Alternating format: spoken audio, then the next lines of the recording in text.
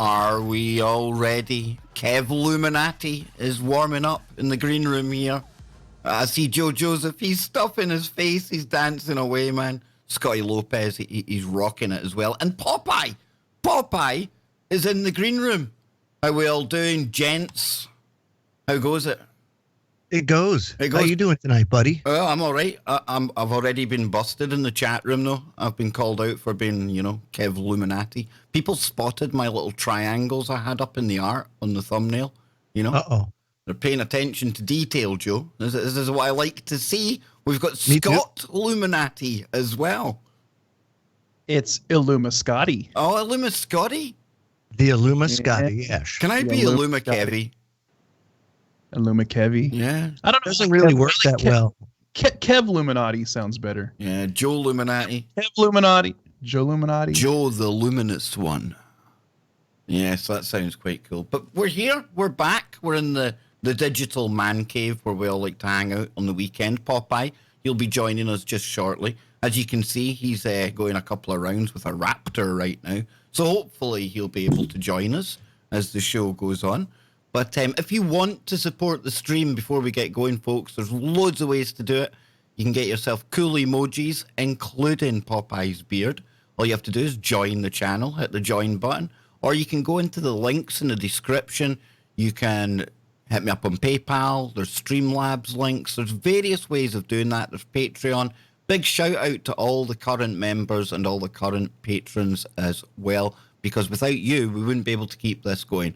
So with that nonsense out of the way, gents, it's Sunday, we're back, we're here, we're queer. What's happening, man?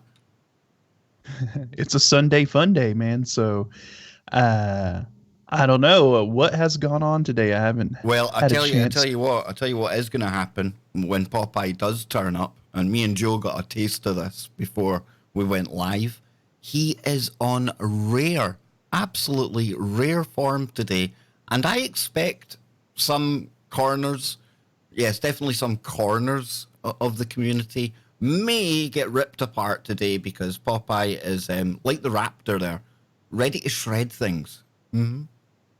That's good. That means he's got the wood chipper all nice and warmed up, ready to rock and roll. Huh? You see, Joe, maybe you need to explain the wood chipper to our newer kind of listeners out there. They might not have been privy to wood chipper days. They missed the whole Vajankle episodes and things like that. We've got to catch them up on things. Yes. So back when Popeye was doing radio, he would do these segments called the wood chipper, where he would select, certain people in the media or people in the news and take them to the wood chipper. Woodshed. The woodshed. Yes, we took him to the woodshed. Yes, and Joe was part of it as well. It was a tag team effort, and that made for some excellent radio. And it was really good, though, because sometimes you got to do this stuff. You've got to call people out on the bullshit. You know what's nice about that is you could do that because we were on an independent platform, kind of like TFR. You could do that. But as soon as you veer off that and you start using these social media platforms, you can't do that. Isn't that right, Kev? I mean, look what happens when you woodshed anybody now these days. Jesus, have mercy. Look at it's. Well, I did say we were probably dipping our toe into hot water last night, talking about the recent digital holocaust that's taking place right now, and yeah, it certainly wasn't approved of by the brass over at YouTube, shall we say? Not friendly for advertisers. So yeah, this is how they do it. And it just kind of proves what we were saying all along, doesn't it? Yeah, it shows how effective and how quickly the AI learns and adapts to whatever the whatever rules of the day are or whatever it is. You know what I mean? It adapts rather quickly. Yep. So I not just only find does that it adapt rather quickly, but bear in mind, folks, that AI can seed entire events, be they digital or whatever, just to watch the fallout on social media, just to watch how people respond to certain stimuli. That's how crazy things are getting. But I see in the chat room that Tessa was saying, I think she was saying something about how we can get women in the Wookiee cave here. Of course we have women in the Wookiee cave. But she's right. She is right. They must have a camera. But that's the only stipulation. We let Popeye off because he likes to have this like man of mystery kind of air about him. And with Avengers Endgame coming out last week and him not being featured in it, we thought we better pander to that massive ego. Well, not to mention the fact that all you really see is hair anyway. Is it? It's not like you see much else. You see eyeballs and a beard. That's basically it. So just eyeballs and a beard. And he's probably sitting there waiting right now. He's thinking, yeah, I'll build the anticipation. I'll work the crowd. I'll make them wait for the Popeye. That's what he's doing. I know how he rolls, man. I know he does do that, doesn't he? Even my mom said, "Is the beard showing up today?" don't. She just refers to him as the beard. The beard, man. Don't let him know stuff like that, Scott. That'll just play into it all, dude. Honestly, man. He won't be able to fit his head through the door. No. It's already bad enough. No. And of course, next week, in case you missed it last night, we're going to have Kenneth Webb change the channel on the live stream next Saturday. So, boy, oh boy, nice. That is set to be another good one as well. So where do you want to start tonight? We've got a few stories up here while we wait for Popeye to come along. I think we'll start with the one you sent me, Joe. It's really highly strange, right up our street. Scott, you're going to love this, right? But a man blames aliens for a strange stabbing. Yeah, I'm not making making this up, folks. I'm not. It says here, after being taken into custody for an odd stabbing incident in Oregon. Why does everything happen in Oregon? Is it like dude, Scotland? What's up with that? Is it like a vortex? Like, is there something weird going on there? Maybe there's a Stargate. Maybe. It says that the suspected perpetrator offered authorities a truly bizarre excuse for his actions. Aliens. Is this Giorgio out of Ancient Aliens? Is he the perp here? So it says, according to a local media report, Michael Handy was allegedly causing a ruckus on the side of the road in the city of Eugene earlier this month by pelting passing cars with various unspecified objects. Now, according to police, one driver took exception to being on the receiving end of this barrage and stopped to confront the man. Things quickly turned ugly, as cops say. Handy stabbed the driver and then made a hasty escape on a bicycle.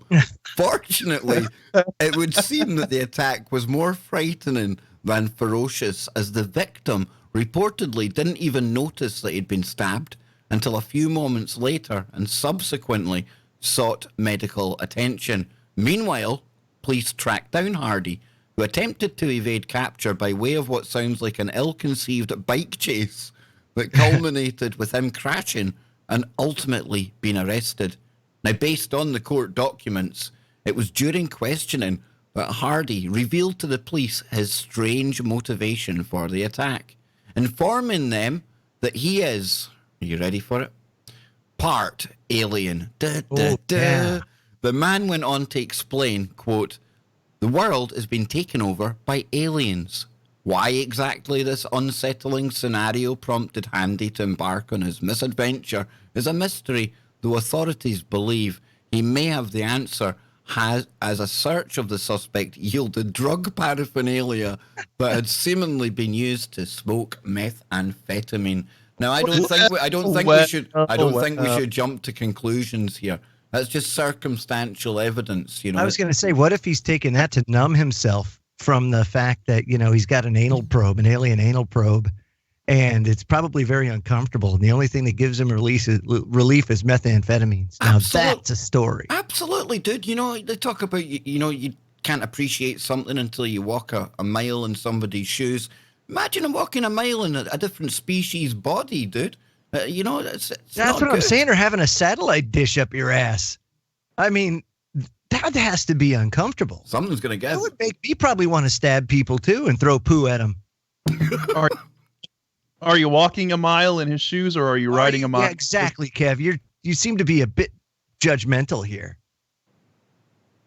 No, I was gonna say, you know, are you walking a mile in his shoes or are you riding a mile on his bike? I'm just picturing the cops chasing this half alien on a bike, dude. Half alien bike chase. Yeah. Yeah, man. You know, as soon as you started reading the story, I was like, I wonder if some drug paraphernalia was found on him. No, there had to be drug paraphernalia found on the guy. Come on, man. But still, don't let the facts get in the way of a good story. This guy's half alien. That's what I'm And dude, let me tell you something. If you're half alien, think about people that are fully human and how painful it is to deal with the fact that we're like different colors, let alone having like different species in you. We can't even get over being a different color. I mean, this guy's got to be going through torment.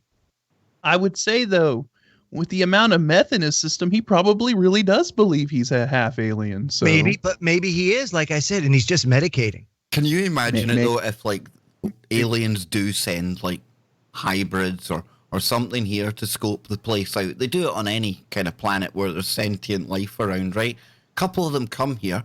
They start hitting up the pipe, you know, getting a taste for the old crack, the methamphetamine, and then before you know it, you've got this really addictive race of aliens coming here to get their freak on, man. I tell you, dude, aliens that are addicted to our methamphetamine. Yeah, that's exactly it. Do you reckon we could like have the Mujahideen up on the moon then, farming some of it, and we could just have it like an opium outpost up there for them or something, you know? That's like Ange just said. She goes, that's all we need is a bunch of cracked out aliens. Cracked out criminals running the country. So, hey, let's go for it, dude. Well, apparently cracked out aliens is an issue that they're dealing with out in Oregon right now. So there's something about Oregon. There really is. You get the Sasquatch sightings out there. You get all the Antifa kind of protests kicking off in Portland as well. It's the home of Clyde Lewis. They filmed Grimm there. There's a whole heap of shit happening. I mean, if like the big one happens, is that not sat on that Cascadia kind of subduction zone or something? No shit. As soon as you said cracked out politicians, that's exactly what Ange said. She said at the same time, she's giggling. What's the difference? See, like, holy shit. You guys got this alpha wave thing going right now. Remember that guy from Toronto, the mayor of Toronto? I forgot his name, but he was like, they caught him on camera smoking crack, and he was all. Man. He was cool as shit. He went through like a 12-month period of just burning out and just doing it publicly on television in front of his constituents, didn't he? Yeah, and it was wild, man. So I mean, you know. And you do got to wonder, I mean, how many of these politicians are drugged up, you know what I mean? And under the influence of illicit narcotics, you know that there's probably a large percentage of politicians who are drug addicts and whatnot. Oh, absolutely. You know, you find a lot of people as well, you know, a lot of talk about obviously the opium stuff or the opiate stuff in America and things, but we've had a heroin problem over here in the UK for donkeys, right? But the thing is, you know, what people might be surprised to find is that when you think of heroin users and stuff like that, you automatically think of junkies lying there smacked out their face. But a lot of professional people dabble with opium, you know? Yeah. You find that more and more and more these days. It's the same as in Silicon Valley, they microdose to get the old creative juices going. But a lot of people, you know, dabble, and it doesn't take over their life. Now, I'm not saying for one moment that's a good thing to be doing. It's a slippery slope, folks. But it can be done in moderation, same as anything else, right? Yeah, you know, there's actually a pretty high percentage of people that are involved in the stock market, you know, and business people or whatever that are addicted to heroin, you know, and I guess probably because it's such a high stress environment that they're in, where they're being pushed all the time and there's always deadlines they have to meet, and they're like at their wits end all the time. They have to do something to like come down or whatever. So they that's how they kind of find relief from that. But yeah, I mean, it does show, that whatever you hear the word drug addict, you immediately think of somebody who's homeless on the street and that, living in an impoverished neighborhood, but that's not the case. It spans across all segments of society, addiction does. Yeah. Plus, it spans across all species in the galaxy as well. Now we're finding Absolutely. Yeah, aliens like to get their freak on, man. Can you say? I'd say so. There's nothing else you can say to that. Who knew Alpha Centauri had a problem with addictive personalities, man? Well, a lot of alien interaction also came pre-flood with the fallen ones and everything else. And you just sent this Metro article, bones of mysterious extinct Neanderthal-like humans discovered. Yeah, this is good, dude. This is good. Yeah, well, this is the Denisovans, I believe, and it ties in, before you jump into a bit of it, but it ties in with the kind of stuff that I'm listening to on that Hancock audiobook that I can't stop talking about, Before America. And this shifts the goalposts of intelligent human civilizations way, way, way, way, way back. But the thing is, there seems to be this common knowledge, shall we say. Oh, he's even coming in on camera. Wow. Oh, the arrival of the poopster is imminent, ladies and gentlemen. Oh, yeah. So, yeah, Joe, I mean, this find here, this jumped out at me because obviously I'm kind of in that Graham Hancock mode right now. I've seen this shift things back to like 160,000 years or something. See, the only problem I have with that is that they use carbon dating as the means of dating it, and that's BS. The guy that invented it even said it's BS. And they've carbon dated things. Matter of fact, Kent Hovind, he was a pretty good guy. He got me into the whole idea that, of course, humans and dinosaurs walked the planet at the same time, and that we got that all wrong. And I think in this case here, we got this wrong. I don't think you're talking about hundreds of thousands of years. I think you're talking about thousands of years, and that what you're seeing there is a jawbone or something from the pre-Diluvian age, or when the atmospherics of the planet was different, the pressure was different, everything was different. So these things happen. Plus you had all these other species on the planet as well that are now extinct, because things changed and some of them didn't survive. And so, Hancock was talking about one of these digs where they had like traces of these Denisovans. And what they were saying was they had dug up, and it was going down in layers. It was almost like different cycles. Joe, it was really interesting. But when they got hugely interesting. When they got to where these bones were, at that layer, there was also, it was like a bangle that you put around somebody's wrist. Quite ornate for back then, they said. But this totally showed how, as opposed to being like hunter-gatherers, Neanderthals, just sitting around a campfire at night hitting each other with bones. No, these were very intelligent. Very intelligent, extremely intelligent, absolutely. And they were different because the planet was different, And if cataclysm strikes this planet again, the atmospherics are going to change. Everything's going to change. And I'm sure humanity would be different, But maybe they're not all gone. Maybe it's not even a few thousand years, right? Because check this one out. Oh, please tell me you're going to load. There we go. The Indian Army finds footprints of the Yeti. Guess where? In the Himalayas, Joe. Same place, man. Oh, no. Yep. I don't think the Denisovans look like that cat. But you never know what's lurking. Come on, Joe. I thought it would be funny after we went to the ancient woo. I'm looking at, this fits the whole kind of physiological description of a Denisovan, minus the white kind of suit and eyes and things like that. Yeah, the albino type thing going. I think that CGI representation is a little over the top. No, Scott. That's the Yeti filter on the iPhone. It comes with a Yeti filter, Nibiru filter. It comes with an ice wall filter.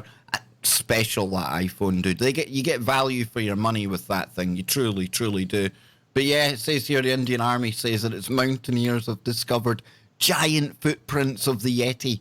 The Army's Twitter account claims its mountain expedition team made the sighting of the mythical giant snowman's traces in eastern Nepal and posted photographs of the footprints.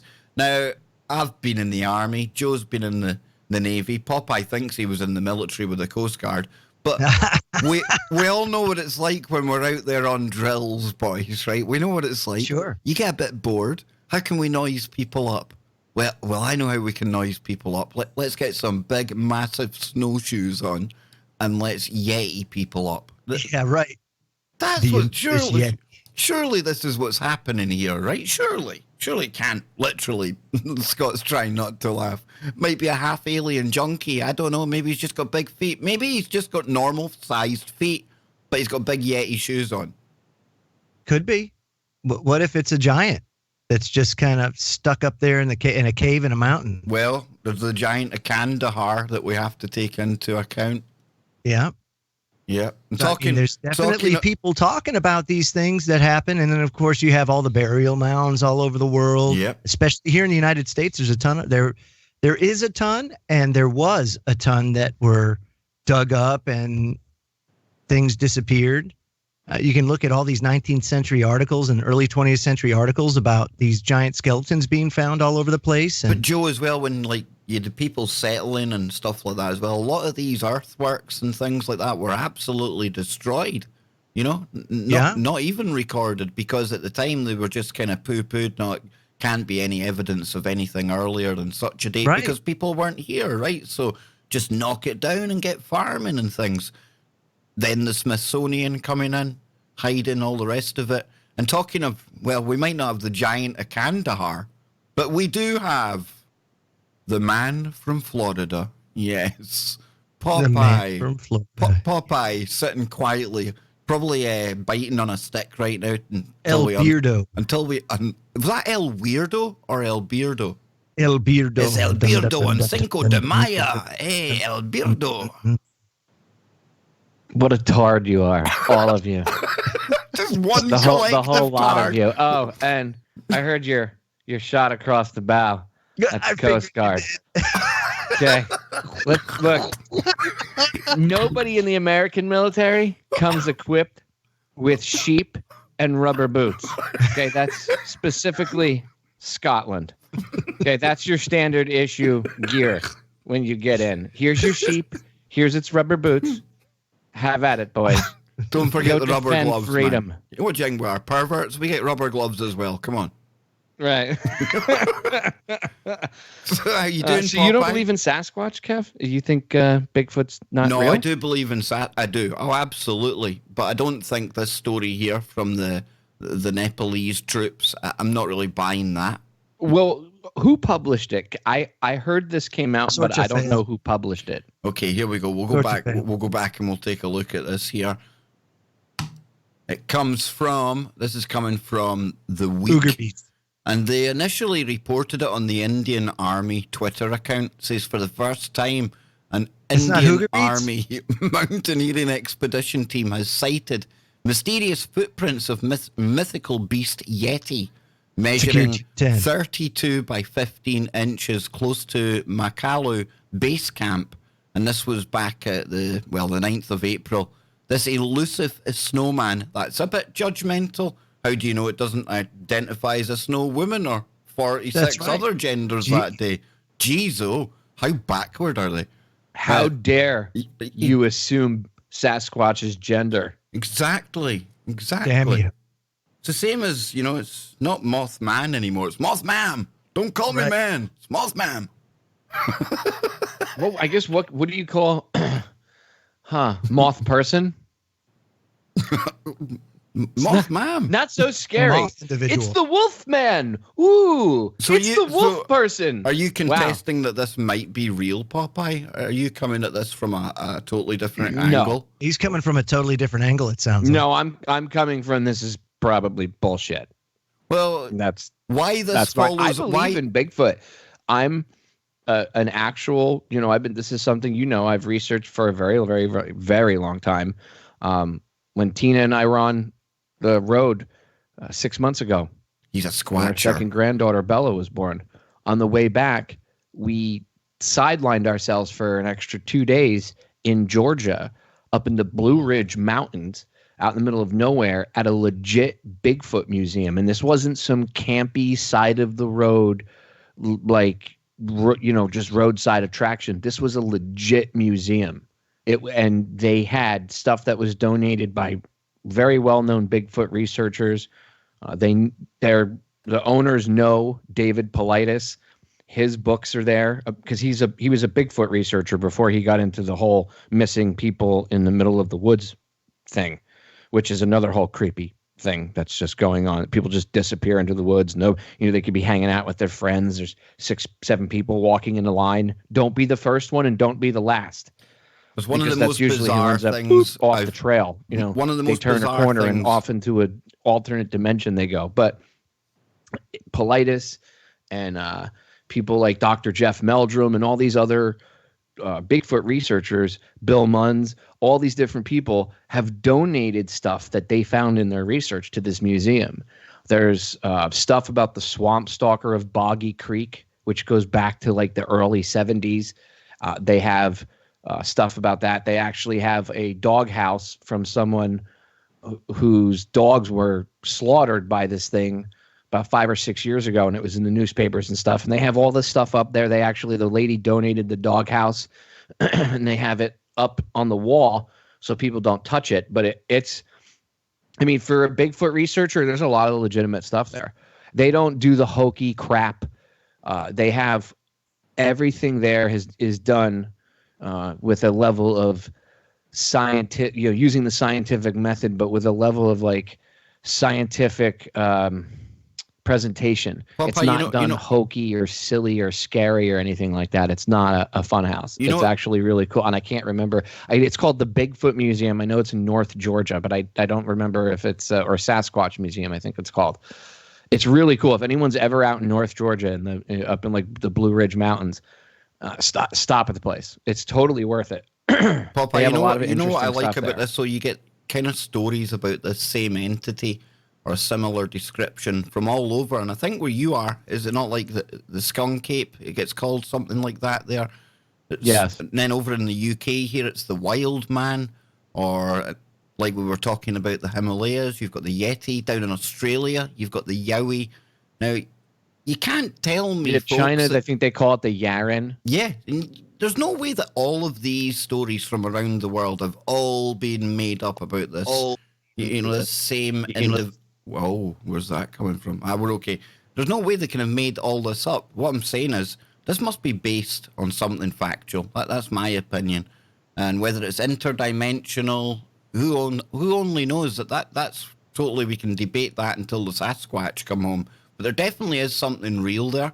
I'm all for that. And funny you bring up the David Paulides kind of connection, because that there, Popeye, that's some of the most kind of mysterious stuff I've kind of come across in my whole time that still to this day has never been answered. There's never been a kind of satisfactory answer as to why so many people go missing in national forests, and then why the cover-up, having to pay something like $1 million to get access to the records, just to have a look at how many people have gone missing.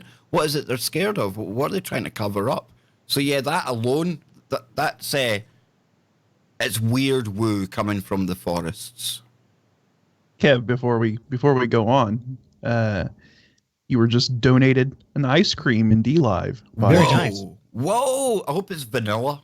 I really hope it's not Maggot ice cream. We were looking at Maggot ice cream last night, Popeye. What the hell is going on with people? Eco-friendly, Popeye. Eco-friendly.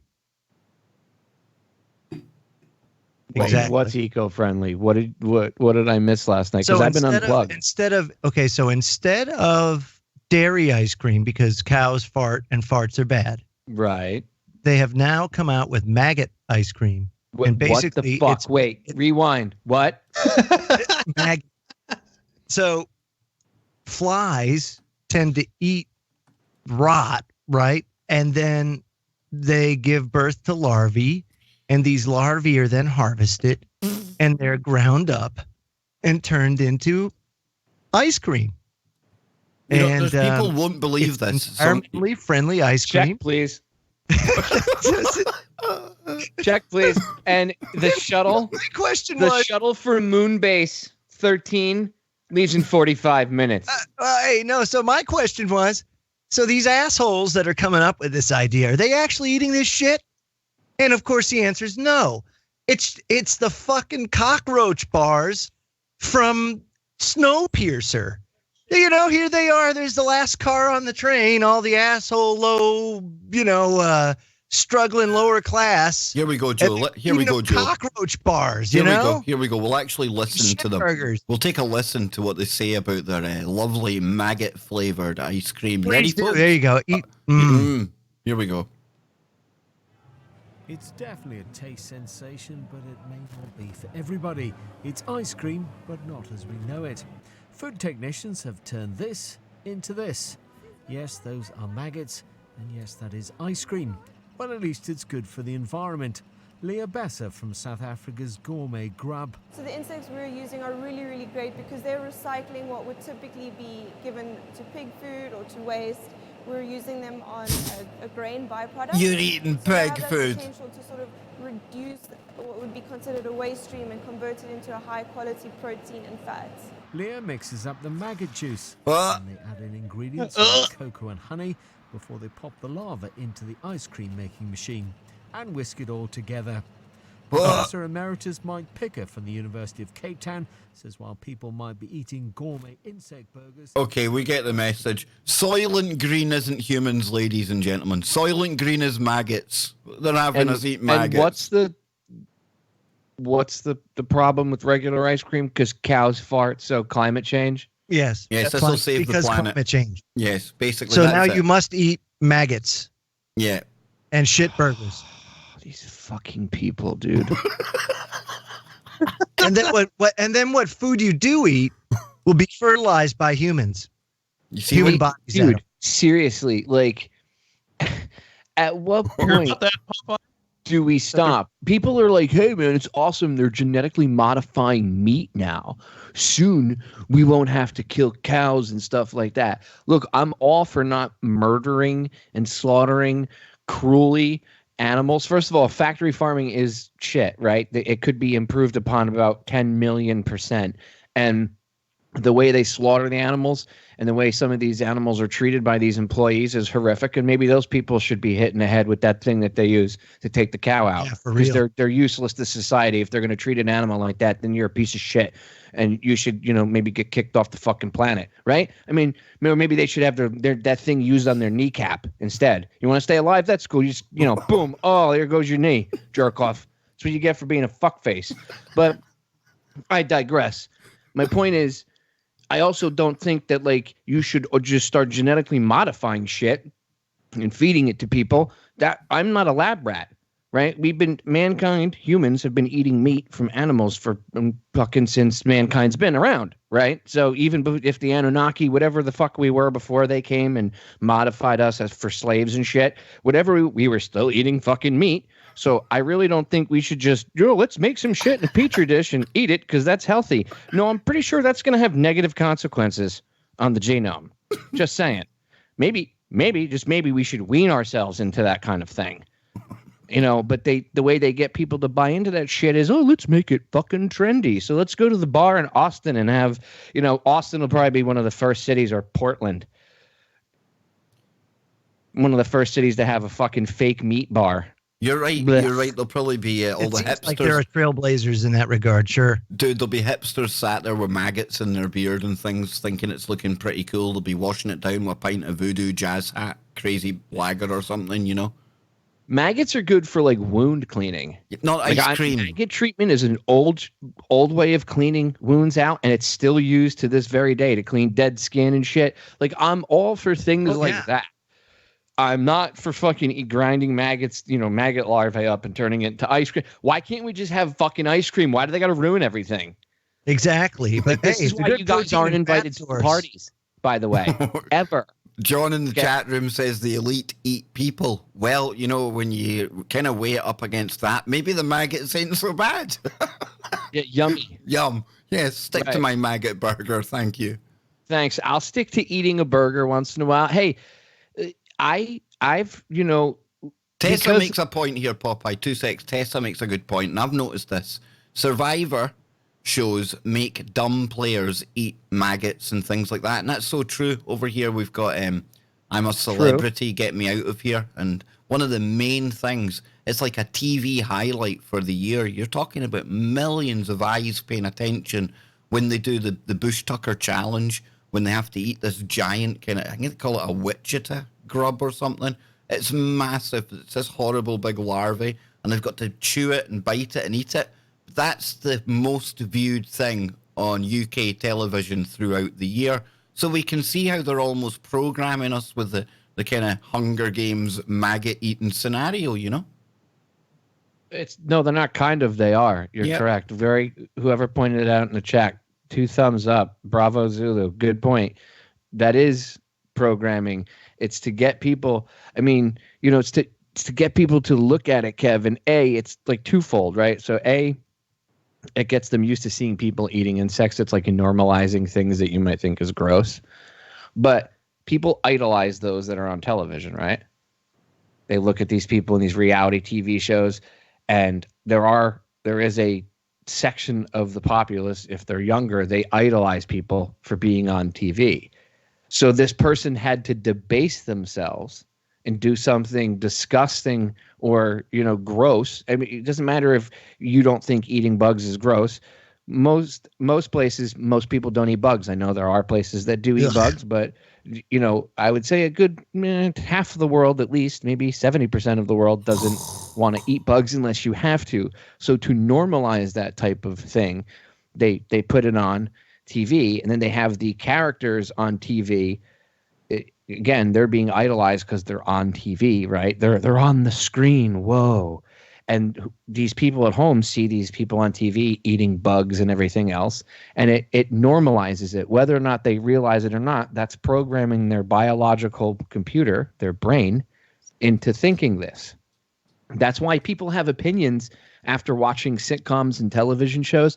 They'll have opinions on things that they might not even understand where the opinion came from. I've literally had people, I've had it with just like CNN, MSNBC, or Fox, where you'll be having a conversation with somebody and they literally repeat something that they said on Fox that a talking head said 2 hours before or the day before. And it would be a talking point. It's literally the talking point, like someone handed them the memo to read. And it's the same thing with television shows. So like Fear Factor was a big thing here in the US for a long time. Joe Rogan used to be the host of that show. And half the time they were eating insects or, you know, drinking some sort of animal semen. It's like that Japanese game show Endurance. Remember that one, Popeye? Endurance? Yeah. Is that the one where they made them do all sorts of stupid things? Yeah, they would have to go through some crazy stuff as well, man. They would have to eat some crazy shit. It normalizes it. It makes, like, we laugh at that, right? As an outsider who might not see that in your culture. Like 20 years ago, if you had seen that, you would have been like, wow, whoever's doing that is, you know, weird. They're kind of, you know, wow, why would that culture do that? Oh, the Japanese are so weird. But yet here, you know, if you watch RT today, it's the same thing. And like you said, now over, you know, in the UK and in Scotland, if you turn on TV, that's a normal thing. You know, oh, they're eating bugs again this week on, you know, Survivor. You have to eat the cockroaches or you're going to go hungry. Looks like I'm chewing tree bark. You know, I'm showing the browser here, Scotty, and it's like it's everywhere. You know, you've got Fern McCann eats a huge live spider. Helen eats a stick insect. Some of the images I was showing as well. I mean, you couldn't make this stuff up. You really couldn't. I mean, check that out. That's not right, Scotty boy. And you know, Popeye kind of touched upon this, but you know, there's parts of the world where they do eat bugs, but they eat bugs out of necessity. You know, we're talking about third world countries, and we're talking about places where you have to survive, and in order to survive, you have to eat stuff like that. And you know, in Western society, we have, you know, in first world countries, we have gotten to a point to where we don't have to do that. So for them to like normalize this and have people, engaging in this and normalizing it, to me just shows that it's sort of their plan for humanity in the future, that we're all going to be this underclass living in third world conditions. And so they're acclimating the population to getting used to eating bugs and eating things that impoverished people have to resort to in order to survive.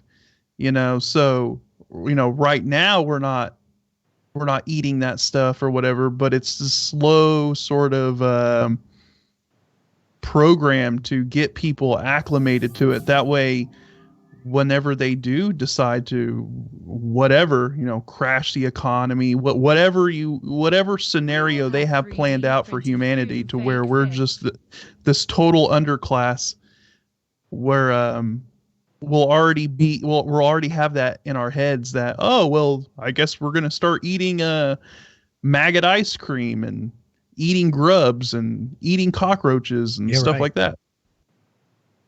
Two secs, boys, because Bison there in the chat room, he says we'll have 3D printed food and fake fish. Yep, probably. Yeah, they're printing shit burgers. Yep. Thank you, Bison. Thank you. Many thank yous to Bison, and anyone who wants to do the same. You get your message read out. Just hit the super chat and we'll get it out there for you. Okay, Joe. Scott. Kev, look up the Wonder Burger that Burger King just put out. I think it's called the Wonder Burger or something. It's Burger King's new meatless burger, and it's grown in a lab, and they're like rolling this thing out in certain locations. And they teamed up with some company. What was wrong with soy burgers anyway, or anything like that? Why did they have to do this? I think it's the Wonder Burger. I'm not sure the exact. There we go. Yeah, Impossible Whopper. The Impossible Whopper, I believe. Plant-based meat just went mainstream. Burp. Oh, but starting April the 1st. Is this right, though? It says it's not an April the Fool's joke, though some people, including Vox Newsroom, wonder if it might be. And finding the best ways to do good, made possible by the Rockefeller Foundation. Of course. But the thing is that this supposed plant-based burger is grown in a lab. So it's not like they're just harvesting the plants and grinding them up and making a veggie burger. It's some kind of weird thing that's being grown in a lab. And I don't know. I remember seeing maybe maggots. I don't know. I'll try to maybe find a news article or something on it, but it's really like maggot burger. It's definitely something. something. Here, the new beefless burger is a partnership with the startup company Impossible Foods, which will supply patties made with heme, HEME, a protein cultivated from the soybean roots that mimics the taste. Yes, get your soy at Burger King, ladies and gentlemen. So whereas like a Morningstar burger is soybeans, these are soybean roots. Is that correct? Yes. Wow. They're using more of the plant. On the news story that One American News ran on it, that I read, that they were growing some kind of a yeast or something in a petri, like they were growing it in a lab, and then they were kind of basing the burger off of it. It just didn't sound right, man. It totally did not sound like something you want to consume. I don't know. I don't mind the veggie burgers. Veggie burgers are lovely. I like them. I mean, I don't have nothing against like veggie burgers or whatever. It's just the method in which they were doing this didn't sound right to me, so. And Ange is a vegetarian, has been for a long time. And even so, she can make some amazing stuff without meat too. It's really something else. Like meatless chili she makes, it's really good. And there's so much you can do. That's the thing, like it's not as bad as people make it out to be. Yeah, I just think when you're doing it in labs and you're using like GMOs and all kinds of weird stuff like that. That's kind of shady. And when you're using like humans as compost to grow some of the stuff. Using humans as compost, I'm thinking that's kind of shady. Yeah, what do you make of that one, Popeye? Humans are compost. I'm of the agreement with Scott. Like, I don't have a problem. Joe, I agree. With the girls' influence, Tina's daughters, I consider them my daughters, and they have helped, me. I mean, I ate pretty healthy, but they've helped me explore the world of vegetarianism. Thank you, girls. Appreciate it. And I mean, I've cut back on meat consumption in many ways. I still do eat beef, but I don't eat it as much. I've cut back on my eating of chicken drastically. In fact, I really barely eat it once in a while. Most of the time I eat, I will try to find the fake chicken, but finding stuff that's not loaded with soy, which is horrible for men anyway. Yep. It's not. I mean, everything. It's hard to not find. You got to look, but it's possible. Plus, like you said, Joe, there is vegetable options. It's not as bad as people think. Honestly, you think that's how the girls got me into it. They were like, "Just try this. We promise it's not that bad," and they were right. Honestly, I prefer the fake sausage over real sausage. Me too. And how about like this? Next time you go to the store, get some tofutti. No. It's tofu ice cream. Yeah. That shit is crack, man. It is good. So yeah, I ate. We tried almond milk ice cream. It was what are they called? It was cookies and cream, almond. And I was like, "Whoa, this is some pretty good stuff right here." Yeah, almond milk. The almond stuff. Now almonds are huge. They're making a huge comeback now. Yeah. I mean, there's all sorts of different things you can use in dietary options. So I'm not against any of that. Like, I'm down for eating healthy. Like, I appreciate that my girls taught me that, and like, not that I was an idiot, but exposed me to the vegetarian way of things. So like now I kind of straddle both worlds, right? Like, same here. Eat, but I'm like veg. I mean, I always like salads and stuff anyway. So why not check out things that are made with vegetables that are? And I got to tell you, like I said, the sausage, if you get the right ones that aren't loaded with like soy and all that crap in it, you have to admit, Joe, they taste better than real sausage patties or real sausages. Yeah. Because really nobody likes biting into a piece of tendon. I don't give a shit who you are unless you're awful. A weirdo. Nobody's like, love gristly tendon in my blood sausage. Vessel, artery. Yum. Yeah, no, you're right, dude. I mean, it's really bad. And even though, I mean, Ange still makes dishes with meat in it. It's not really a big deal for her. It's just something that she prefers not to eat. It doesn't sit well with her. And she just cooks it for us, but it's no real bearing on our diets or anything else, but positive, because there's one thing that I learned is, like I said, there's so many options that take the place of that. And another thing too, a couple of years back, I had a guy by his name was Scott Laird, and he worked with Michael Rood over at A Rude Awakening. He still does, but he became a naturopath. And one of the things that he harped on a lot was the biblical diet. And the biblical diet basically is, nuts, veggies, fruits, things like that, all raw, or as much raw as you possibly can, and the grains and all that, but it was raw. Everything is raw. And that raw diet, the way he explained it, he said, everything that you eat or everything that you grow has a life force. And when you eat something raw, you're transferring that life force from that raw piece of vegetable or whatever to you. And it repairs your cells, and it makes you healthier, and it regenerates things, all that kind of stuff. But when you cook your food, you kill that life force, and therefore it's not transferred to you when you eat it. And that's why he said, I try to do as much raw as I can. He says, I'm probably about 80-20, but I've noticed a big difference in my energy level, in my well-being by going raw, vice your traditional diet, you know? I mean, it makes sense because you're cooking something, you're destroying all of the cells, you're destroying a lot of the stuff that's in that food, you know, by heating it up and burning it away. It's the same like with a microwave, right? You put something in the microwave, you're nuking it, and you're pretty much destroying all of the nutrition value of that food that you're putting in there. So yeah, I mean, and look, I do the keto diet. You know, I try to, I eat almonds, I eat nuts, I drink almond milk. I've went from dairy, you know, I stopped drinking milk last year, and I just went straight to almond milk. And after drinking almond milk for so long, I actually went back and tried to drink a glass of regular milk, and it tasted absolutely horrible to me. It almost tasted chemical, it was almost like a chemical taste to it. And I was like, wow, you know, when you remove yourself from that and you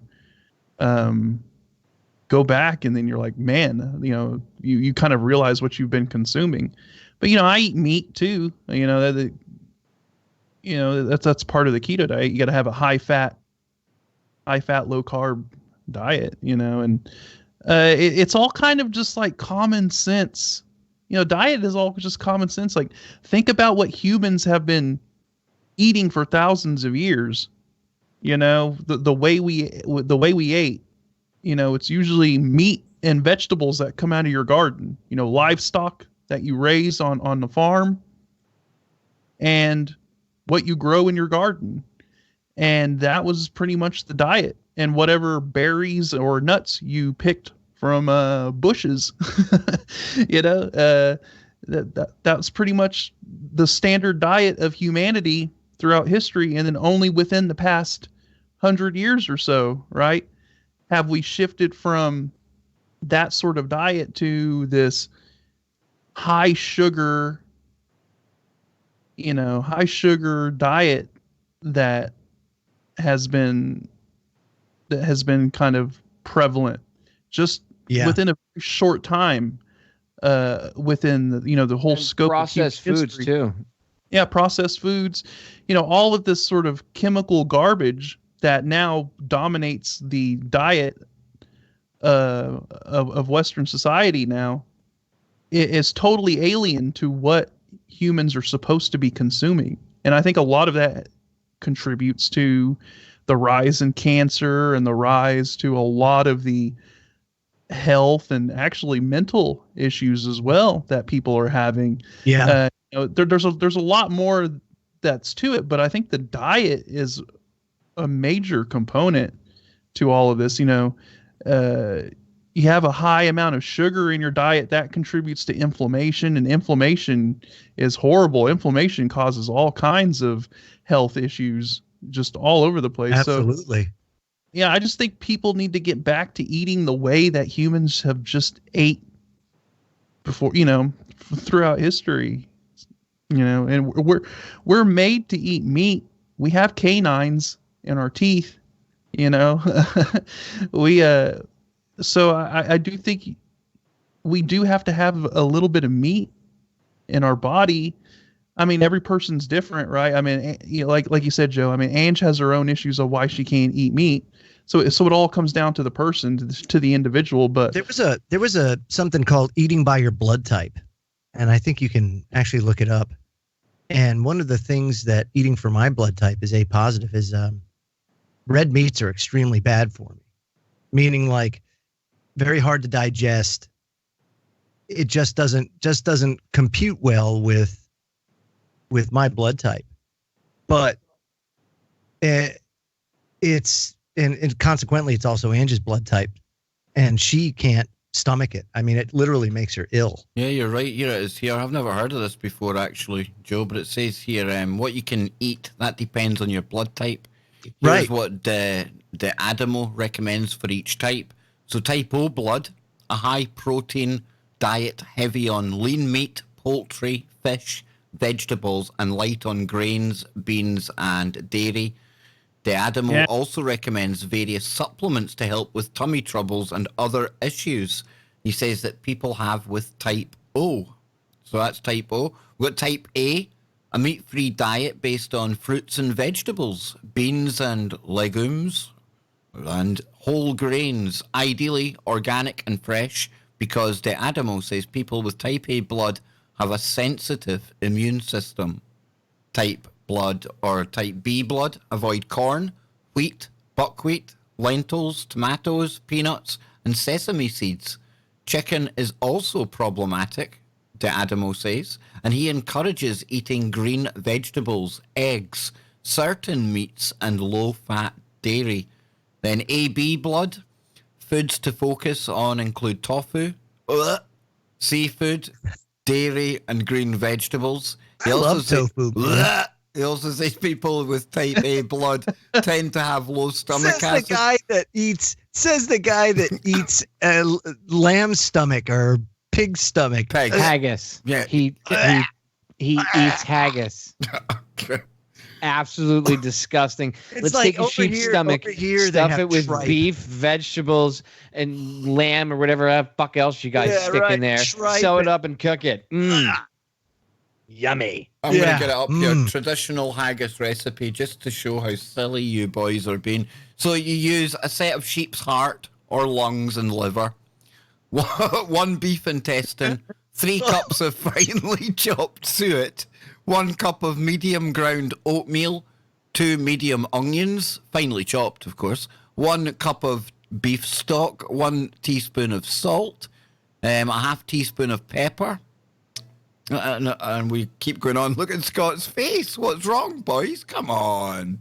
I like how in parentheses it says banned. I like how in parentheses it said banned in the U.S. Check this out. 1 teaspoon of nutmeg and half a teaspoon of mace. Yes, you put mace in there. So, ladies, haggis is banned in the U.S.? And I think it said that the lung. They lifted the ban. They lifted the ban not long ago. The haggis ban has gone. Can I just ask something? I get being hungry and shit, but like that, I know like the Highlanders and the Lowlanders and all that shit. Scottish history is awesome. I love the Scottish people, so I mean no offense when I ask this, but why the fuck are you still eating that? There's absolutely no need to be eating, like taking out an animal's lungs and wrapping shit in it and then cooking it and eating it. Like what in the fuck? Well, it's either that or deep fried Mars bar. So I don't know. Yeah, that's probably healthier. And people wonder why I took a couple of heart attacks aged 40. Do you know what I mean? Yeah, because of the deep fried Mars bar. I hope. Well, I mean, maybe if you were eating the haggis, you'd be healthier. I don't know. Hang on, Joe Joseph. Joe Joseph's got something running through those 3 brain cells of his. I can see it in his face. Joe, what's up with you, man? You want to take a walk down memory lane? Here you go. There's a classic right there. Oh, hang on. There's 9 minutes of audio you'll never get back. Hang 9 on minutes of your life you'll never get back. Aluminium spraying, bile coincidence. Whoa, barium and aluminium in the chemtrails, and that makes up BAL. I like that. Yes. Interestingly enough, what I just gave to you, Kev, was... That's classic, dude. A classic. John King gets the Martha Washington cookbook. It's a cookbook written by Martha Washington. It's all her recipes from when she was making dinner for Georgie. And Johnny King laughing in the background, man. Even Ange remembers it. Found a couple of very interesting recipes. One of them haggis. Didn't know the Washingtons ate haggis, but they did. And then there was one other recipe in there that was quite interesting. But for all those that don't know, this was years and years ago. And Martha Washington was hardcore. But this is a taste of what when Popeye and I used to do radio. This is the kind of stuff we used to do. miss cooking with the King, by the way. I think John King and his segments he did on your show is probably some of the best audio in radio history ever. And I'm not being a sarcastic prick when I say that. I love Johnny King, and Cooking with the King was like the best segment because some of the shit he did, and like it was full on. He was serious. He was, and Serious if as you a heart listen attack. to him, you could actually learn something. I learned how to can from him. Here we Yeah, go. right. Right. I think we should pay homage to the king. Let's listen a bit. Here's your Haggis recipe. Yeah. You might have to fast forward it a little bit. Okay. I came across Martha Washington's cookbook for recipes at a library sale, and I purchased it. Now, mind you, as well, they didn't speak like they do today. They spoke English, American. They didn't speak American. They didn't speak American? No. Okay. So my first recipe from her cookbook is to make haggis pudding. Ah, haggis pudding. Oh, now you're talking. Get your pen and paper. Oh, this recipe's old, dude. Seed a calf's haggis, and when it's cold, chop it with beef suet and put it in parsley, thyme. Sounds right, right, Kev? Yeah. Violet leaves Perfect. and marjoram. Of each a handful, chopped together small, then put in cream, grated bread, cloves, mace, pepper, salt, and sugar. See, mace. Mingle all those well together and make up ye puddings and boil them. Make up ye puddings. The annotation reads, this recipe differs little from one of the earlier recipes, haggis of a sheep, given in Harleian about 1430.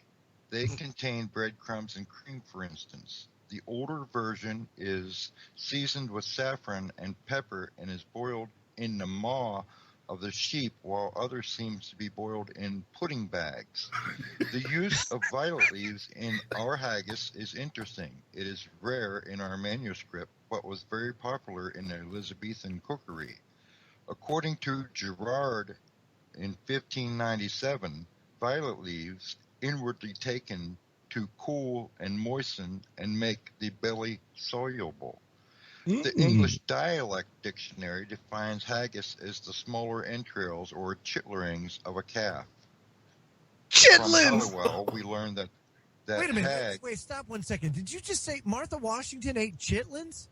Is that what you just said? Did you say chitterlings? Did you say chitterlings? Yes, sir. That's what it says. Holy smokes, who knew? Okay, sorry, man. Wow. Chitlins, huh?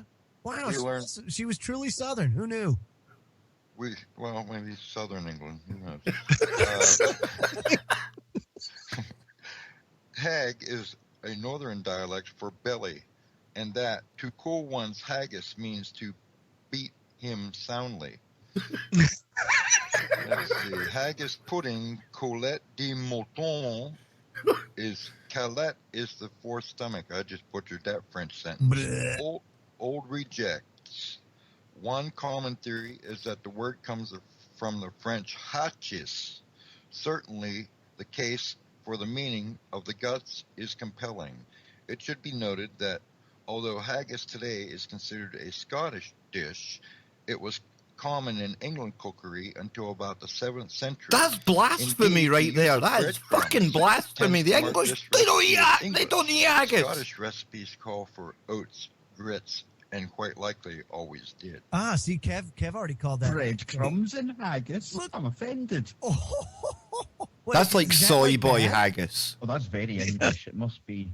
It's purely Scottish food. There's nothing wrong with some sheep's pluck, some heart, liver, and lungs, all wrapped up. I nicely said in sheep's stomach. pluck, by the way. Oh, and you eat this stuff?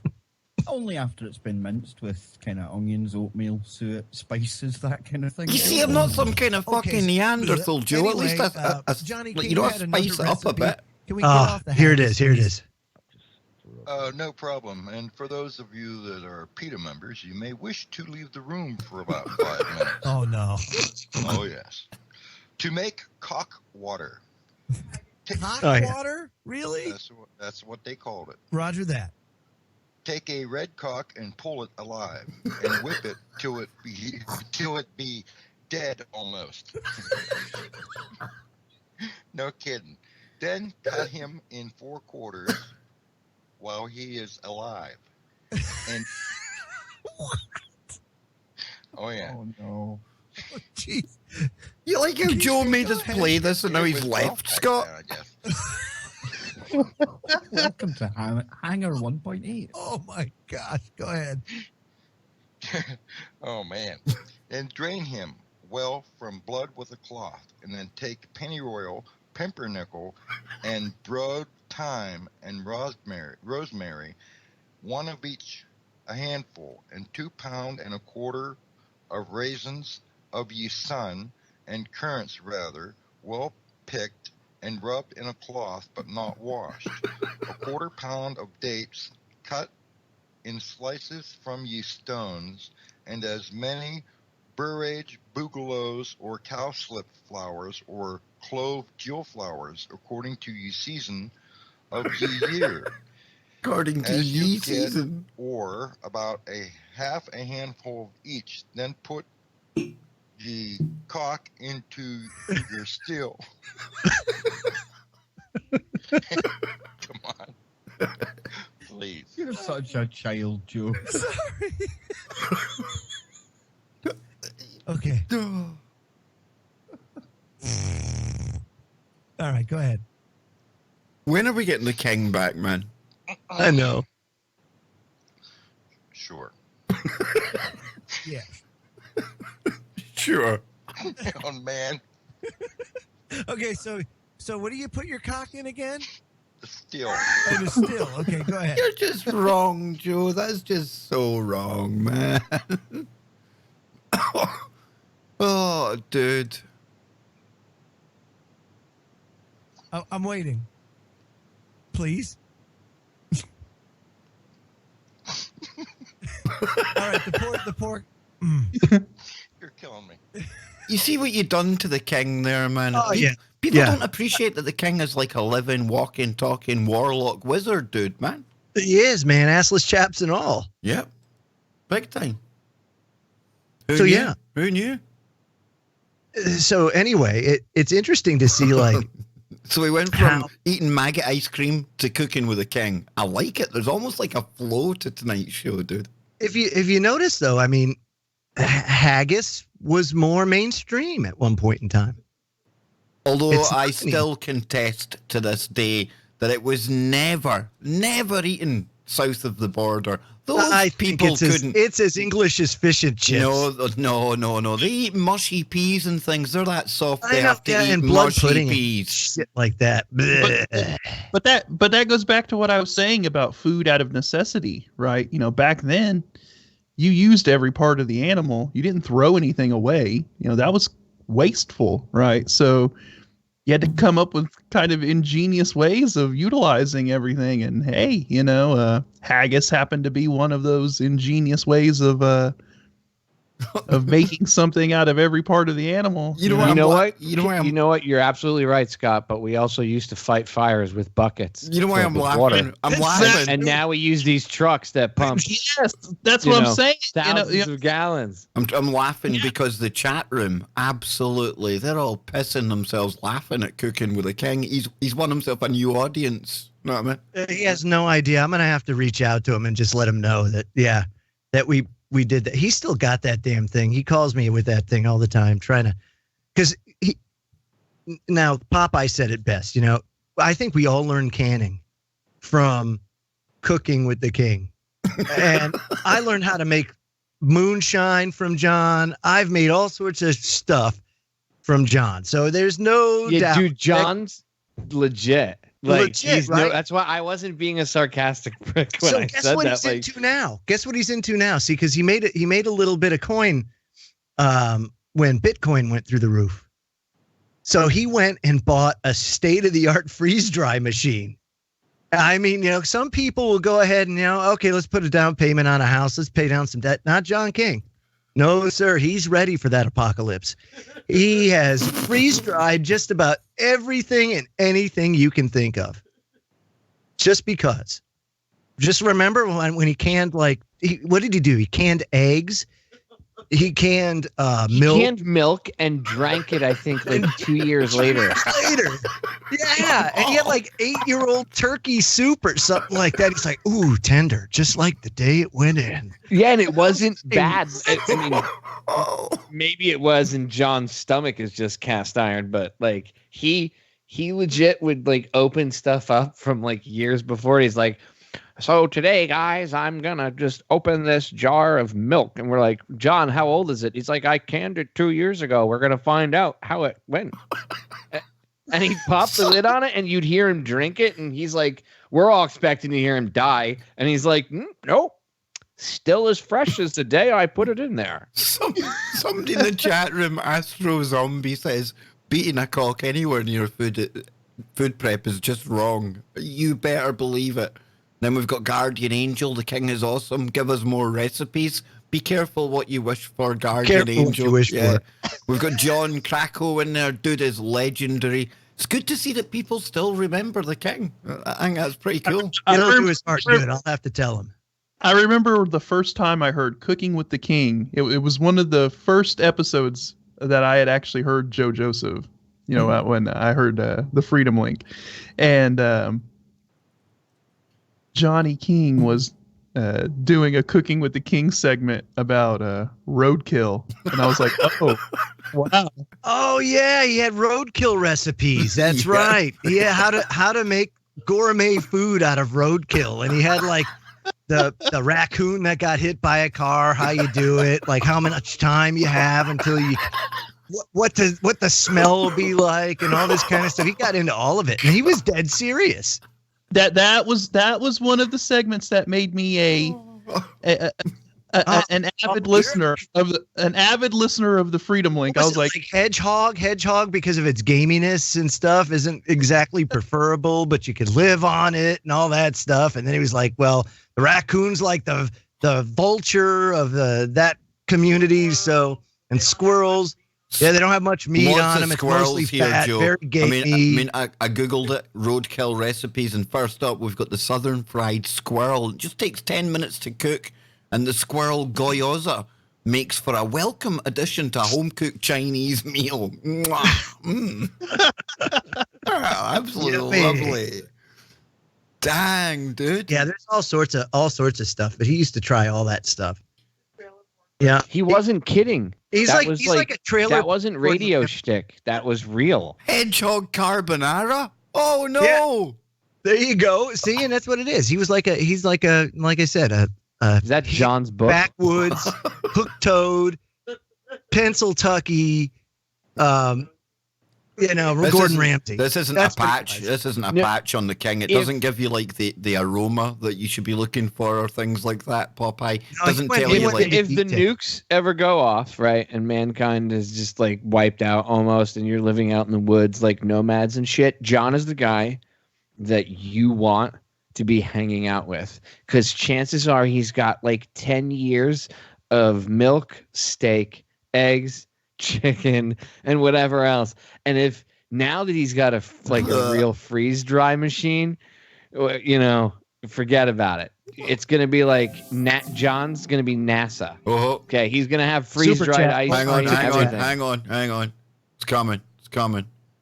I'm still trying to. I'd like to hear Popeye's take on the mass mandated vaccine push. Y'all should do a show on prepping to help the unaware. Joe Joseph, you're my hero. Oh, God, don't say that to Joe Joseph. Come on. So, come on then, Popeye. What's your take on a mass-mandated vaccination push? What do you think, dude? I think people should be really, wary of that, and there should be some level of anxiety. We're going to be safe. We're going to be safe, and everybody's going to be vaccinated, so it's okay. Yeah, we'll be okay. We'll be safe. You can hold my hand, Joe, while I get my vaccine. You get your vaccine, and we'll skip down the street together. That's it. Why don't they just tweak squirrels and then en masse put out roadkill recipe books, get John King to front it all, and then everyone eating the roadkill will unknowingly be taking the vaccines. You'd be probably better off eating roadkill than taking the vaccine. I know. There's pro-vaccine people right now that would hear that and be like, "That guy's a tard. He doesn't know what he's talking about." Here, I have a question for you, for all you pro-vaccine people. Let me just throw this out there. It's something I've thrown out there before. I'll just throw it out there for you now in 2019 again. Maybe it'll get you to think. If vaccines work, why would an unvaccinated person be a danger to a vaccinated person? Silence. I'm waiting for the answer. Anyone? No, because there is no fucking answer. It's if the vaccines work, there shouldn't be a problem. Hey, right? listen, I was public enemy number one on my show during the week because one of the guests I had on, Brendan, he's an astrophysicist, so he's into astrophysics. He's not into immunology, but he's a pro-vaccination guy. And I tell you what, I have never seen a chat room go so incandescent with absolute rage in all my life. But there's two sides to every argument here, and I'm certainly not going to close myself off to the other side's arguments. But Popeye, it was amazing to see the reaction of people when this guy was, okay, maybe we didn't agree with it, but he was just putting his opinion forward. And it's such a divisive kind of topic right now. We've seen the anti-vaxxers getting kicked off Facebook, things like that. It's on people's minds. It really is. Well, if you go on Reddit, if you've ever been on Reddit before, Reddit's good for a lot of things, but it's filled with a large contingent of pro-vaccine people, and if you're anti-vax, you're labeled. And I hate labels like that. But exactly. if you don't like vaccines, or if you know the truth about vaccines, or if you research and you have an opinion about them that is not, exactly what the rest of the tribe says, well, then you're called an anti-vaxxer, and they'll usually find, just like the news used to do with quote unquote conspiracy theorists, and they still do. Or when the 9/11 truth movement first started, they would go to when they would finally pay attention to it, they would go to the extreme individuals in it, like Judy Wood and laser beams, right? And I'm not picking on her. I'm using it as a legit example because they go for things that they don't get into like the real questions about things. They go for something that sounds so crazy and over the top that everybody's going to write it off. And they do the same thing with the anti-vaccine crowd. So they'll find somebody that makes a statement that they're anti-vax, but the way that they came off, because maybe they made a comment, it was emotional or whatever, and it's on a Facebook post. Somebody screenshots it and then throws it up on Reddit. They're like, look at this idiot. Ha, ha, ha. And it's like this self-contained bubble of just ho ho ho laughing at everybody that's questioning vaccines. And there's a lot of people now that are in that mindset. You see, everybody's busy. Remember I said a couple shows back, I talked about this. I discussed my opinion about Trump, right? And I said this whole thing is a show. Nobody's paying attention to anything that's going on. Everybody's just arguing over Orange Man good, Orange Man bad. Meanwhile, the agenda rolls on. This forced vaccination agenda is nothing new, people. It's not. This goes back to when I first started doing activism, and they were talking about doing this, and we would go. There's video of us doing this, unless I haven't checked some of the old archive channels. It should still be up, but there's videos. If you go to federaljack.com and you search for it, it should be there. It's like Federal Jack versus the Miami Health Department. And we were standing up in the middle of this town hall thing that they were giving about vaccines and everything else and about the flu shots. And we got screwed with by the cops at other times. Like one time they gave off it was a section of Miami where most of the people did not speak English. And they gave all the kids that went to schools that didn't speak English and the really poor areas too, the day off of school if you went and got vaccinated. So we went outside and we were just giving out literature, and I had the cops called on me. I had the sergeant tell me he was going to arrest me, and his officer, one of his patrolmen, big black Jamaican guy, told me he wanted to punch me in the face, which it's on video. We were like conversing and I laughed at him. I was like, like, whatever, man. You want to punch me in the face? I'm like, because because kids die, you're mad at me. I'm like, I'm trying to give out information. And the guy goes, well, it's just like one baby that died. I'm like, so one's acceptable to you? That's okay? Really? That's one child dying is acceptable? That's nice. That's nice. Well, that's the kind of things that we used to deal with. Good. Right, but that's the kind of stuff that we were dealing with 10 years ago. So greater good. My point is, there's nothing new under the sun. So back then, there wasn't as much attention paid to what was going on in the alternative media. Right. The internet wasn't as heavily monitored. They didn't take it seriously. No. I mean, it was, it was, all right, yes, it was made to spy on people. But what I mean is what we were doing was monitored, but not taken seriously. They didn't think we were going to have an effect. So you were able to reach more people and actually make a bigger deal out of it. And it was. And that's where the formation of what's called the anti-vax movement comes from. Was from years ago in the beginning when people started questioning all this stuff when then the autism rates started going out of control and people started exposing this stuff, and people that had exposed it even earlier there were very few of them back then, and we were reaching out to them and interviewing them and trying to get them attention. Now flash forward 10 years, right? The difference between then and now is everybody's busy arguing over Donald Trump and over the Russians, and have any one of those people in Congress that want to just go after Trump and impeach him and do all these investigations and proceedings and everything else, have they done anything else to legislate since Trump has been elected president? I mean, the country does get run, right? There are things that have to get done, right, that we don't see get done, that kind of almost like mundane governmental functions that the Senate and the Congress have to do, things that have to get passed in order for things to get funded, to make things operate. There is some shit that they actually do have to do, or they're supposed to do. Have they done any of that? No. Have we discussed any other real world issues? No. Everything is Orange Man good, Orange Man bad. Orange Man worked with the Russians. Orange Man didn't work with the Russians. Now, 10 years ago, there was more minutia. People, if they were politically engaged, they were paying attention. Again, going back to what Zbigniew Brzezinski said in 2006, for the first time in history, mankind is becoming politically awakened. And it is easier to kill 1 million people than it is to control 1 million people. He actually said this at a Council on Foreign Relations meeting. You guys can look it up on YouTube.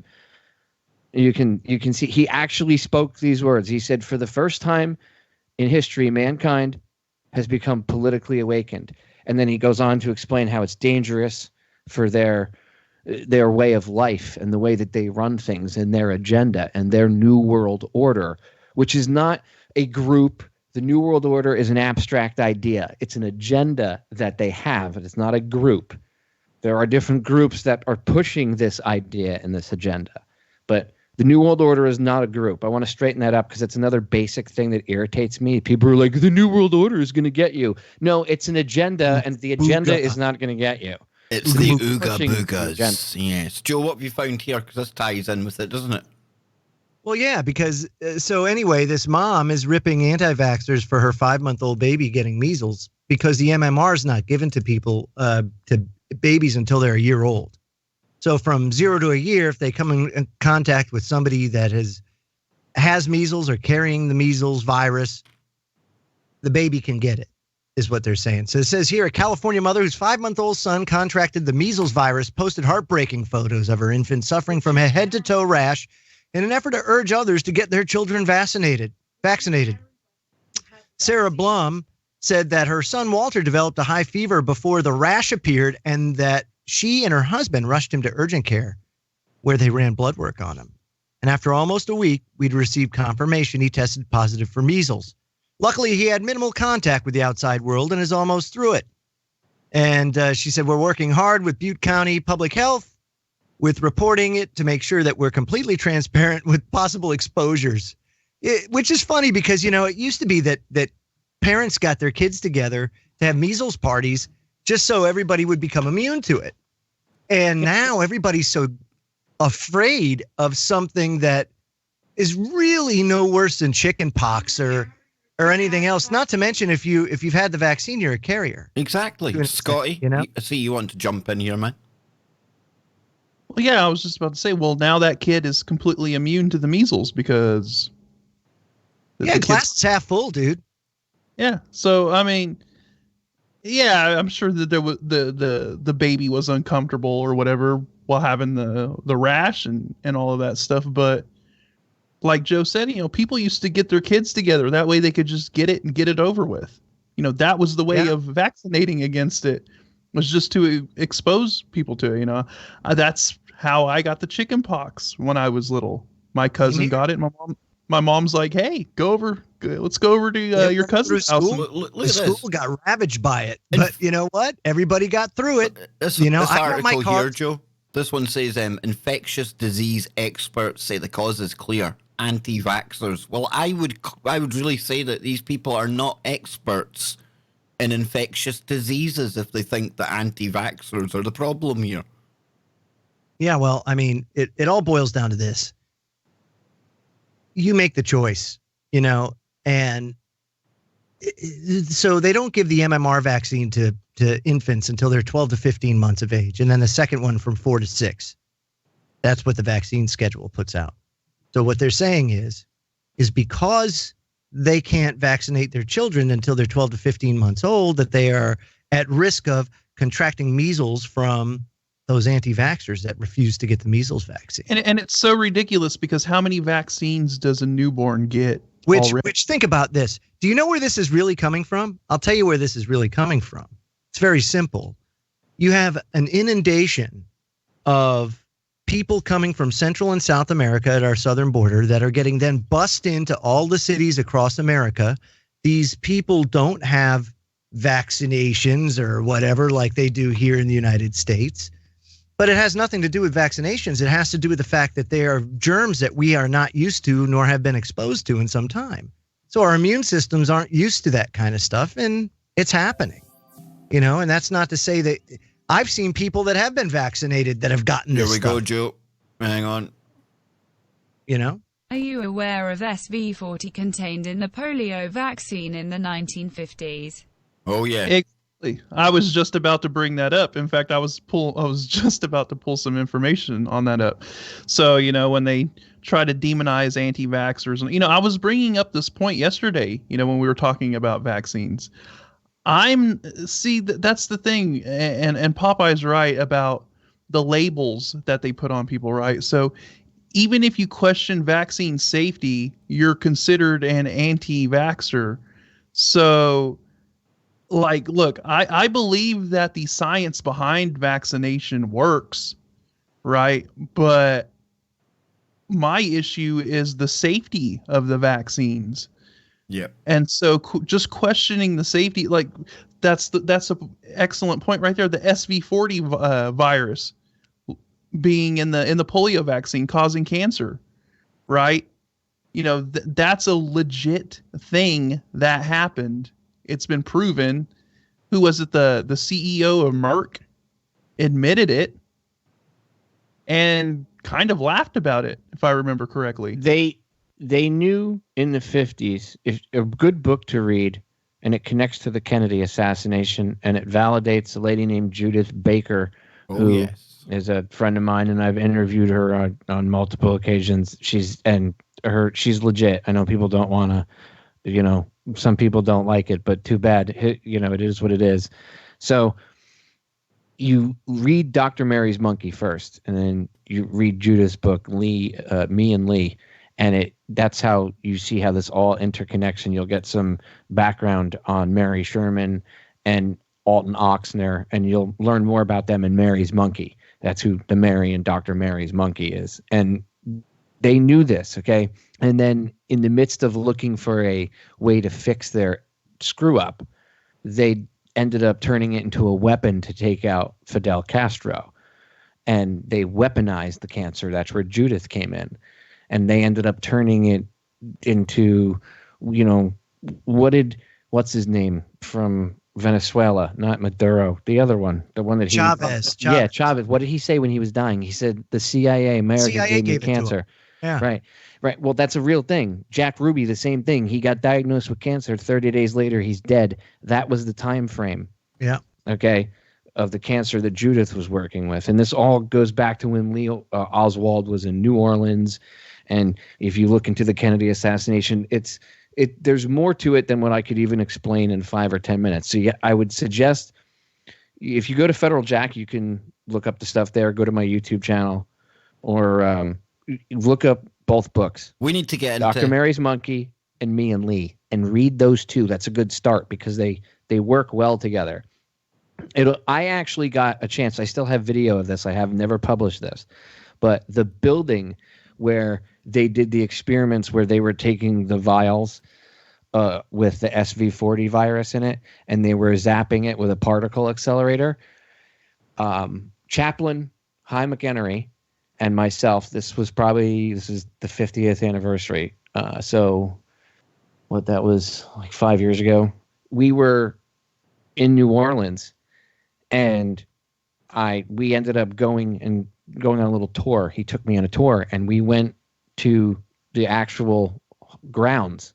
Now it's privately owned, the hospital grounds where Mary Sherman was doing the research, where they were bombarding the vials of the SV40 virus in a particle accelerator and mutating it, which is also, interestingly enough, if you read the book, Ed Haslam at the end of the book, and I've interviewed him, and we discussed this, he kind of alludes to that the AIDS virus, and he doesn't say it, but it's kind of thrown out there like, could this be where this came from? Because the SV40 virus wasn't like, when they were mutating it, it wasn't the only isolated thing in there.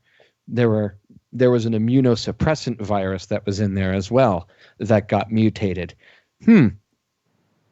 What's HIV or AIDS? Because I know our good friend Liam Sheff, he talked about, like, HIV is fake and false, and he did expose a lot of stuff. But I had many conversations with him where I said, well, don't you think there could be something more to this, that there could be a disease out there? And he agreed to an extent that there could be. It's a possibility. And he was aware of Mary's Monkey and Haslam's book. And it's an interesting postulation or theory, I will say. It's not, I don't know for a fact if that's what the AIDS virus or whatever you want to call it is, but there was an immuno. He talks in the book that there was an immunosuppressant virus in the vials when they were bombarding them. Anyway, I got a chance to get onto the grounds with Chaplain McEnery because the two of us talked our way on with the security guard, and he took us for a tour. The guy took us all around, showing us the grounds, the hospital grounds, letting us walk around. And then we said, hey, can we walk around? And he was like, yeah, go ahead. And he let us walk around, and we told him we were doing a documentary on we told him we were doing a documentary on like historic buildings in the area. But he let us walk around, and we found old blueprints and stuff, and we took pictures. I still have all this video, and I haven't gone through it in years. I have like tons of raw stock stuff like this, but we found the actual building where the particle accelerator was. Wow. Yeah, I have pictures of it. Like, we found the actual building where the old particle accelerator was. You can see the way the building was built, like where the building was at one point. There were massive electrical cables, the kind you'd see like ship size electrical cables going to this building. And it was, I looked at Chaplain McEnery. I'm like, yeah, I'm pretty sure that's the building.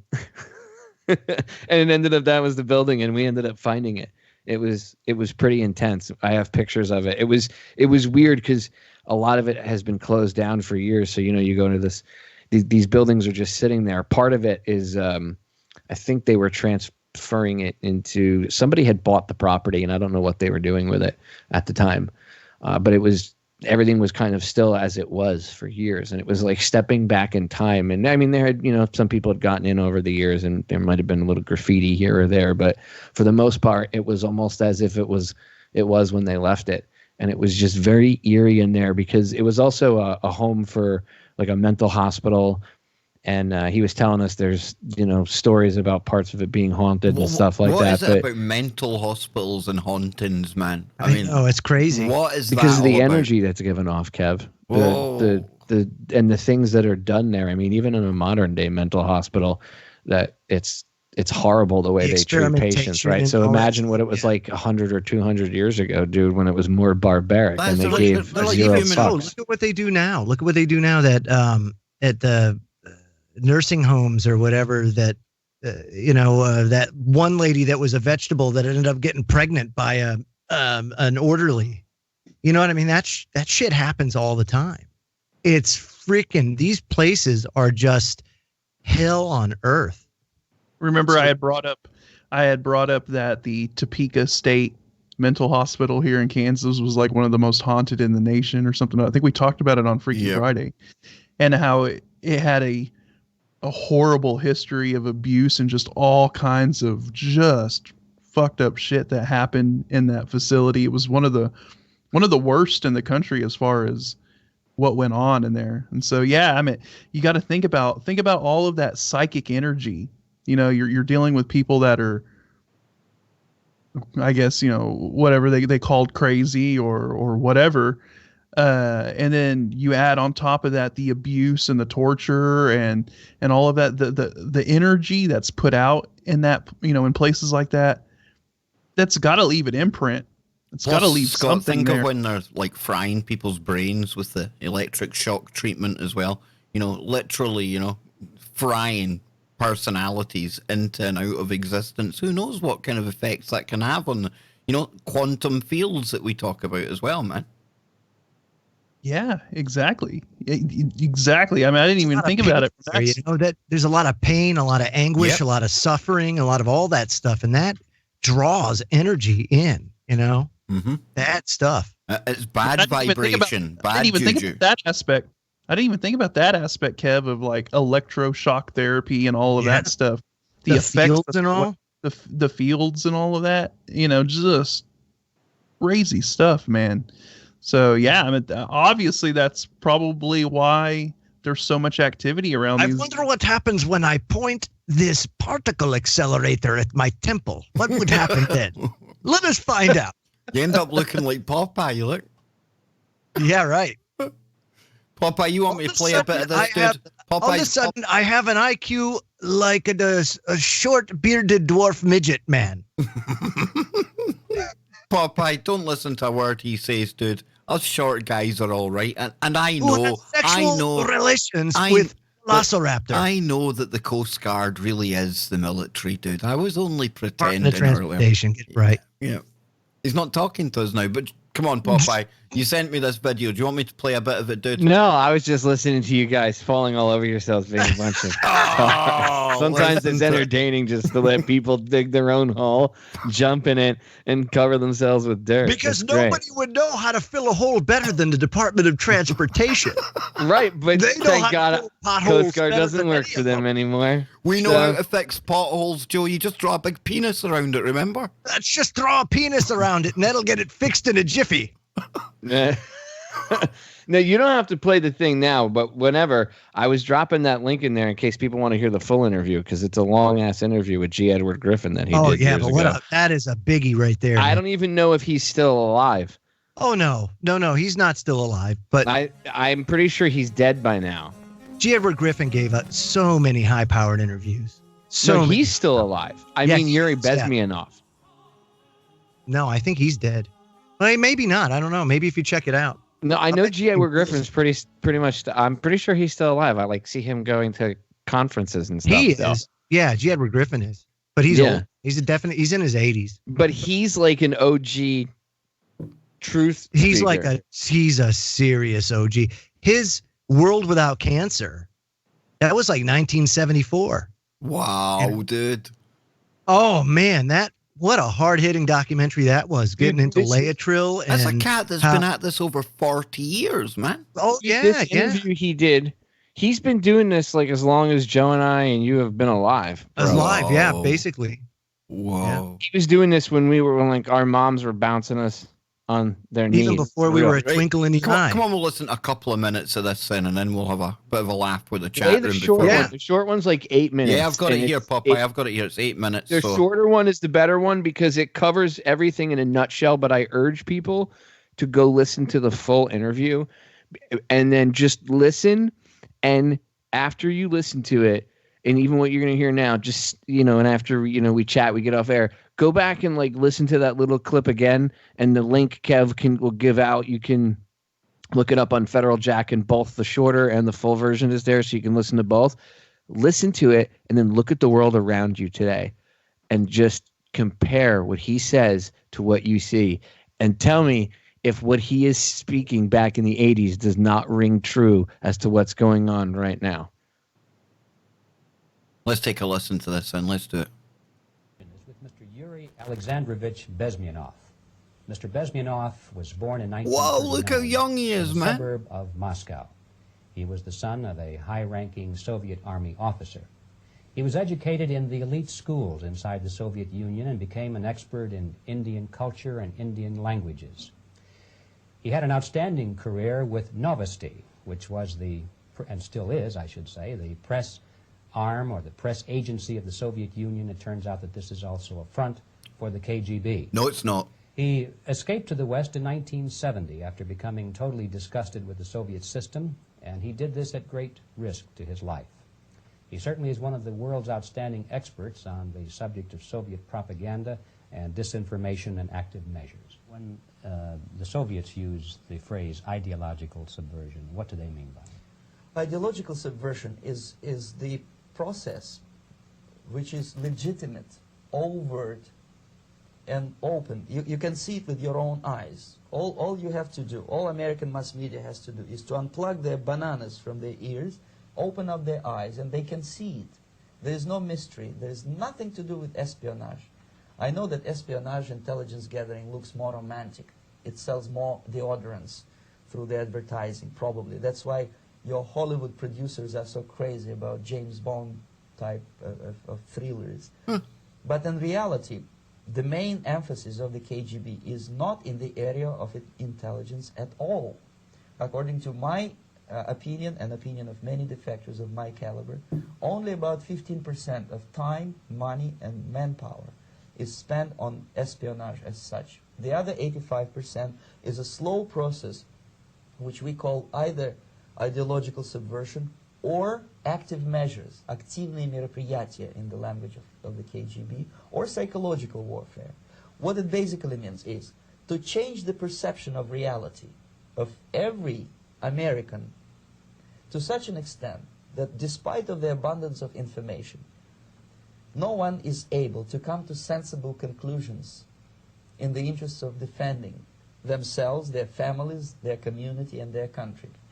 Well, let's pause it right there, shall we? Because that's exactly what we're seeing playing out right now. Exactly what we're seeing, Scott. Yeah, it's amazing. Every time I hear this interview, it just blows my mind because it seems like as we go on, more and more of what is said in this interview has come to fruition and is playing out right before our eyes. So it's amazing. This interview that G. Edward Griffin did, I think is so crucial. It's so key, and I think people need to back this thing up, and keep it on hand and never let it disappear, because it's amazing. And I don't know if you're going to keep playing through some of it. Yeah, but I'm going to, dude. I just need to. Hang on. Done something wrong there. Done something wackadoodle. There we go.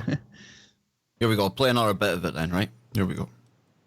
It's a great brainwashing process which goes very slow, and it's divided in 4 basic stages. The first one being demoralization. It takes from 15 to 20 years to demoralize a nation. We're there. Why that many years? Because this is the minimum number of years which requires to educate one generation of students in the country. Would you say then from autumn in 2001, we could have counted the 15 years down from then to demoralize. Oh, absolutely. Yeah. Kev, Sir. you've witnessed it. Yeah. Big time. I think that would be a good kind of place to start. But we'll keep on listening. Here we go. Country of your enemy, exposed to the ideology of the enemy. In other words, I've lost audio. Ideology. I hear it. I can't hear you, Joe. I hear you. Can anyone hear me? We can hear you. I can hear you. I've got it. I've got it back. I've got it back. Oh, that's great. I'm so glad it's It was my bad. I pressed the wrong button. What a dick. Is being pumped into the soft heads of at least 3 generations of American students without being challenged or counterbalanced by the basic values of Americanism, American patriotism. The demoralization process in the United States is basically completed already. For the last 25 years. Actually, it's overfulfilled because demoralization now reaches such areas where previously not even Comrade Andropov and all his experts would even dream of such a tremendous success. Most of it is done by Americans to Americans, thanks to lack of moral standards. As I mentioned before, exposure to true information does not matter anymore. A person who was demoralized is unable to assess true information. The facts tell nothing to him. Even if I shower him with information, with authentic proof, with documents, with pictures, even if I take him by force to the Soviet Union and show him concentration camp, he will refuse to believe it until he is going to receive a kick in his fat bottom. When a military boot crashes then he will understand, but not before that. That's the tragic of the situation of demoralization.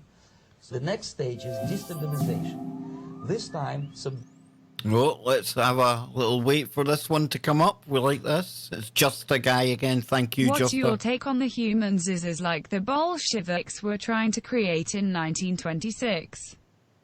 What type of chimeras do you believe they're creating now? Peace. Oh, humanzese. I think that'll be a good way to take out the show after we listen to the last couple of minutes of this. Absolutely. Definitely.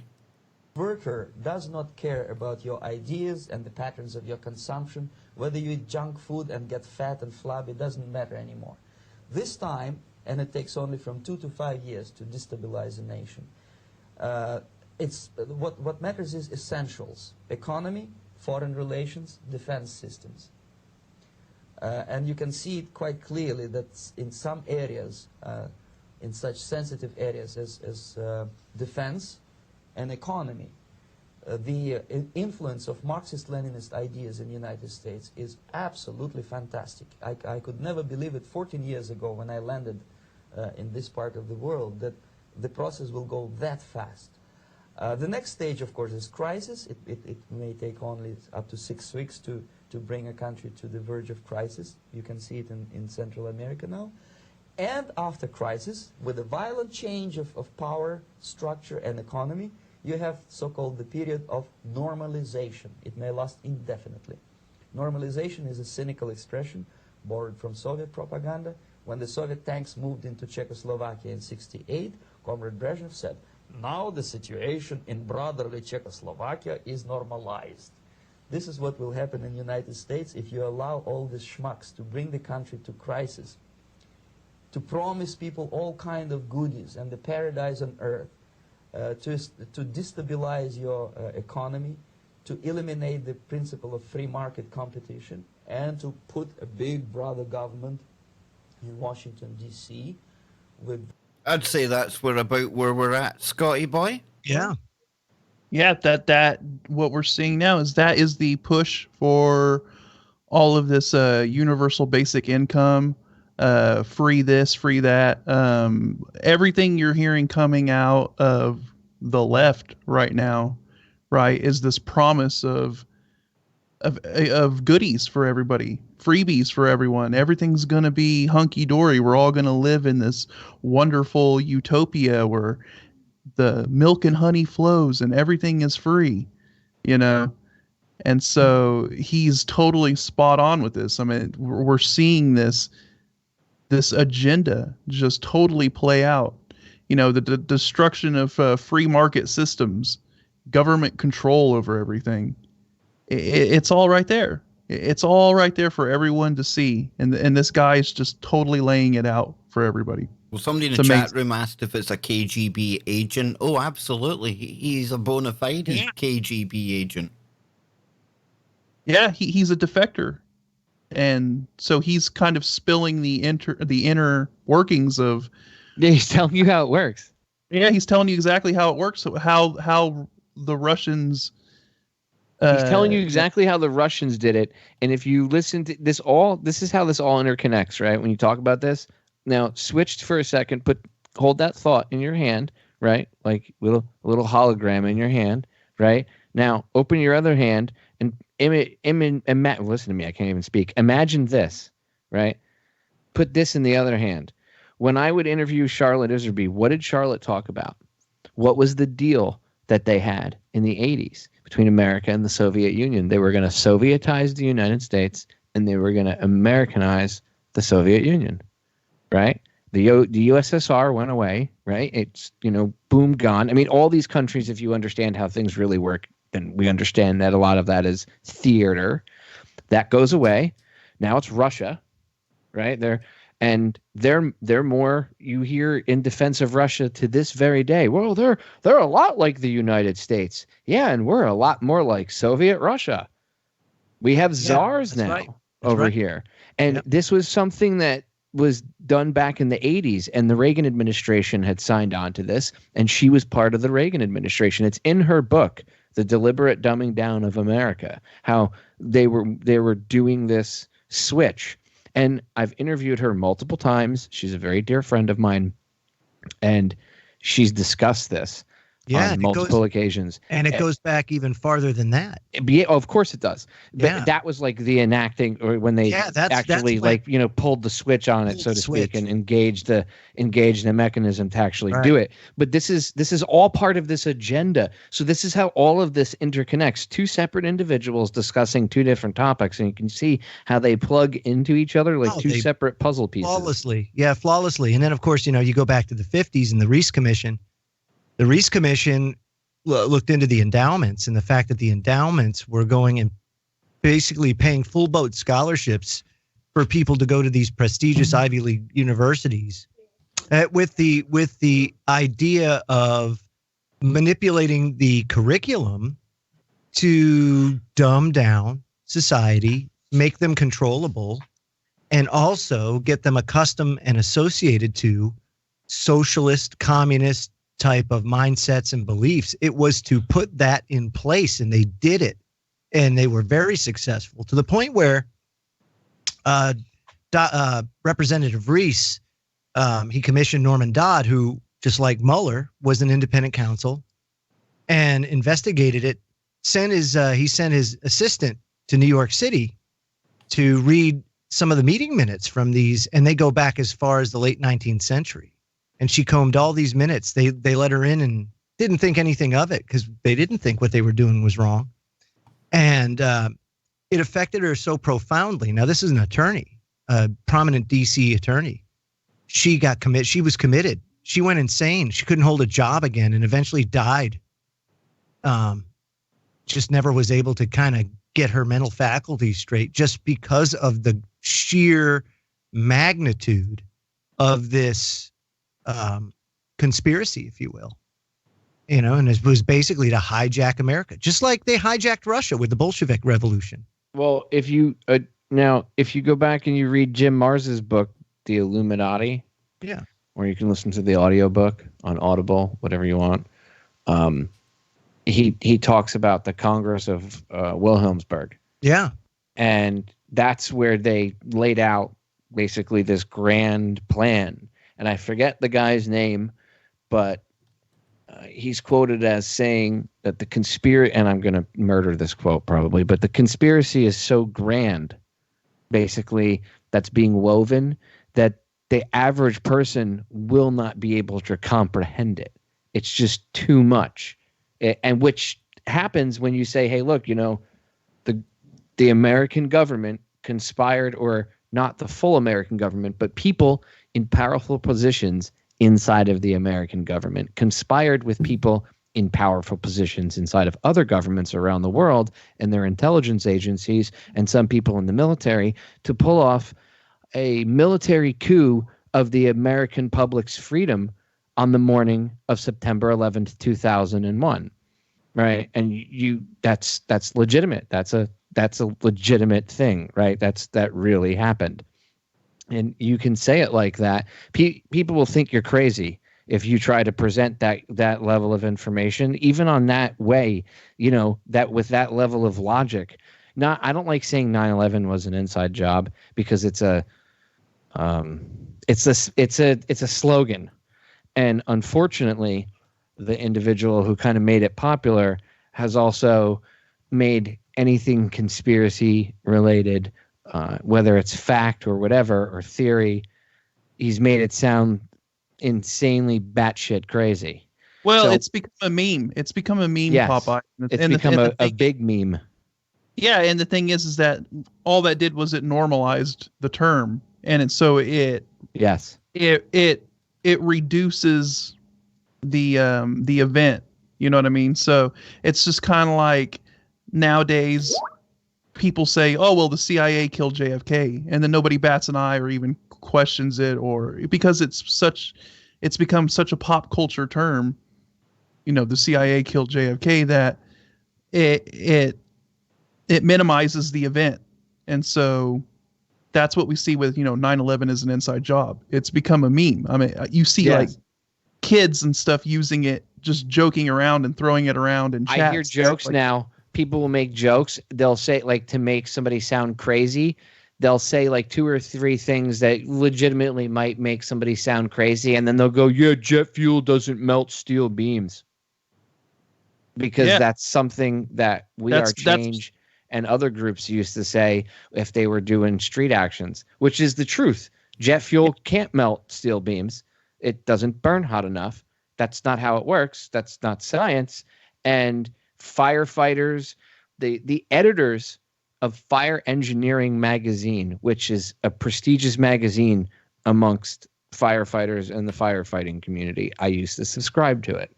Okay. The editor-in-chief of the magazine called the cleanup at Ground Zero and what was going on, and then the 9/11 Commission investigation, they called it a half-baked farce. Okay, they were disgusted by what was going on. They understood that things need. You do realize that the cleanup down there. I know I'm getting sidelined on 9/11, but it's a highly irritating topic to me because people don't even give a shit about it anymore.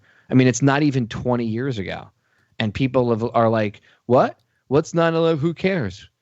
Well, you should care, because the entire past almost 20 years, past 18 years have been dictated by what's happened and what happened that day. That everything that's going on right now is going on because of what happened that day. They were able to get away with getting the agenda to where it's at because of that day. It was a keystone event. It was like when they murdered Kennedy. And nobody cares. Orange man good, orange man bad. Oh, you're a 9/11 truther.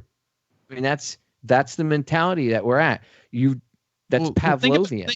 That's Pavlovian. It's a Pavlovian response. It's when they teach you, again, going back to my interviews with Charlotte, we discussed this. When you're in school, you guys all remember, you'd go to school and they taught you to laugh at everybody who thought differently and didn't think like everybody in the hive mind or in the tribe. If you thought outside the box, you were laughed at. The teacher made people laugh and point their fingers at you, or made some comment to you.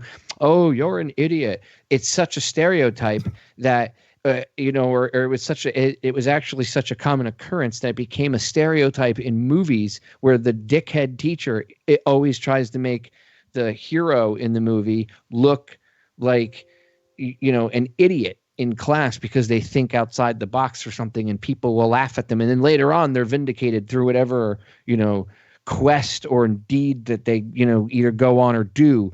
but that I mean, it's such a prevalent thing that it's actually a meme in films.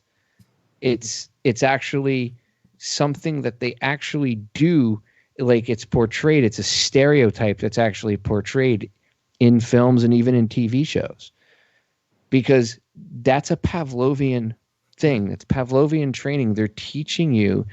It's like when Pavlov would ring the bell and the dogs would drool because they knew they were going to get fed. The bells are ringing, Popeye. The bells.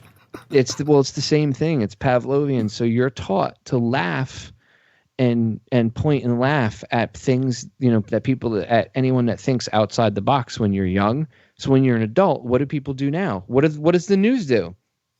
You think outside the box now. Again, you're a crazy, kooky conspiracy theorist. But a few years ago, they were questioning, hey, how come local police officers have MRAPs and armored vehicles, and how come they're training like the military, and it's hard to distinguish who's the military and who's not? And Joe, you and I did that show. I keep bringing this up about California. Sure. Remember? I forget what city it was. I keep forgetting. Sometimes I can remember the city, sometimes I can't. I got so much shit going on. But you know how it is. My sometimes your brain just goes into full meltdown. Plus, I'm getting older, so sometimes I have to take notes. Anyway, it was a city in Cali, and they were running around. Some kid got shot. There were people protesting, and then next thing you know, it was martial law. Literally, they had the cops. Remember, they had the cops driving around, hanging on the side of the SUV, and they were in like full battle rattle, and it was full battle rattle. Yeah. What is that? The military? You and I were like, whoa, is that the military? No, bro, that's the cops. What? That's not even like they weren't even. It wasn't even like it was the National Guard being the called. military is not even just as well equipped as they are. Yeah. And people were like, hey, why are they doing this? This is crazy. Why is this going on? Maybe, is it going too far? Do the cops have too much access to military weapons? Is there a police state being built? That was the question that was being asked. And bam, Ferguson happened. And it was like, black people hate white people. And that was it. And now we're here. That's how that quickly got sidetracked. That's how fast they hijack something. So don't ever doubt that the agenda and the people pushing it, don't doubt their intelligence and their sophistication. When they do something stupid, it's on purpose. Well, they might underestimate us. Popeye. Okay, and that might have been foolish. They might underestimate us, but when they do something outright stupid, it's done on purpose to make them look like a bunch of bumbling morons. Everything's done on purpose. But before we go tonight, we need to deal with one last thing. The Joe Man Z. I mean, Human Z. This is actually the first time I've heard of Human Zs. I shit you not, folks. I've never heard of this before. This looks fascinating. Looks like we could do a whole show on this. But get a load of this. Human Z. And we go in here, and I know Wikipedia's got its critics, but it says a hypothetical chimpanzee-human hybrid. An unsuccessful attempt to create such a hybrid was made by Ilya Ivanov in the 1920s.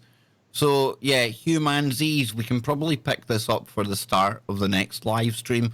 But the thing is, I would say to that, and I'll get the guys' quick thoughts on this, forget the 1920s. This is probably We're so far past that now. I mean, come on. Absolutely. You're talking about Ventnor stuff where you can basically print a human body if you want to. I mean, who the hell cares about Human Zs? And how do we know it was unsuccessful? Exactly. That's the other thing too. Exactly. Planet of the Apes. But I'm going to dig into this for Stalin wanted that. He wanted an army of like gorilla men.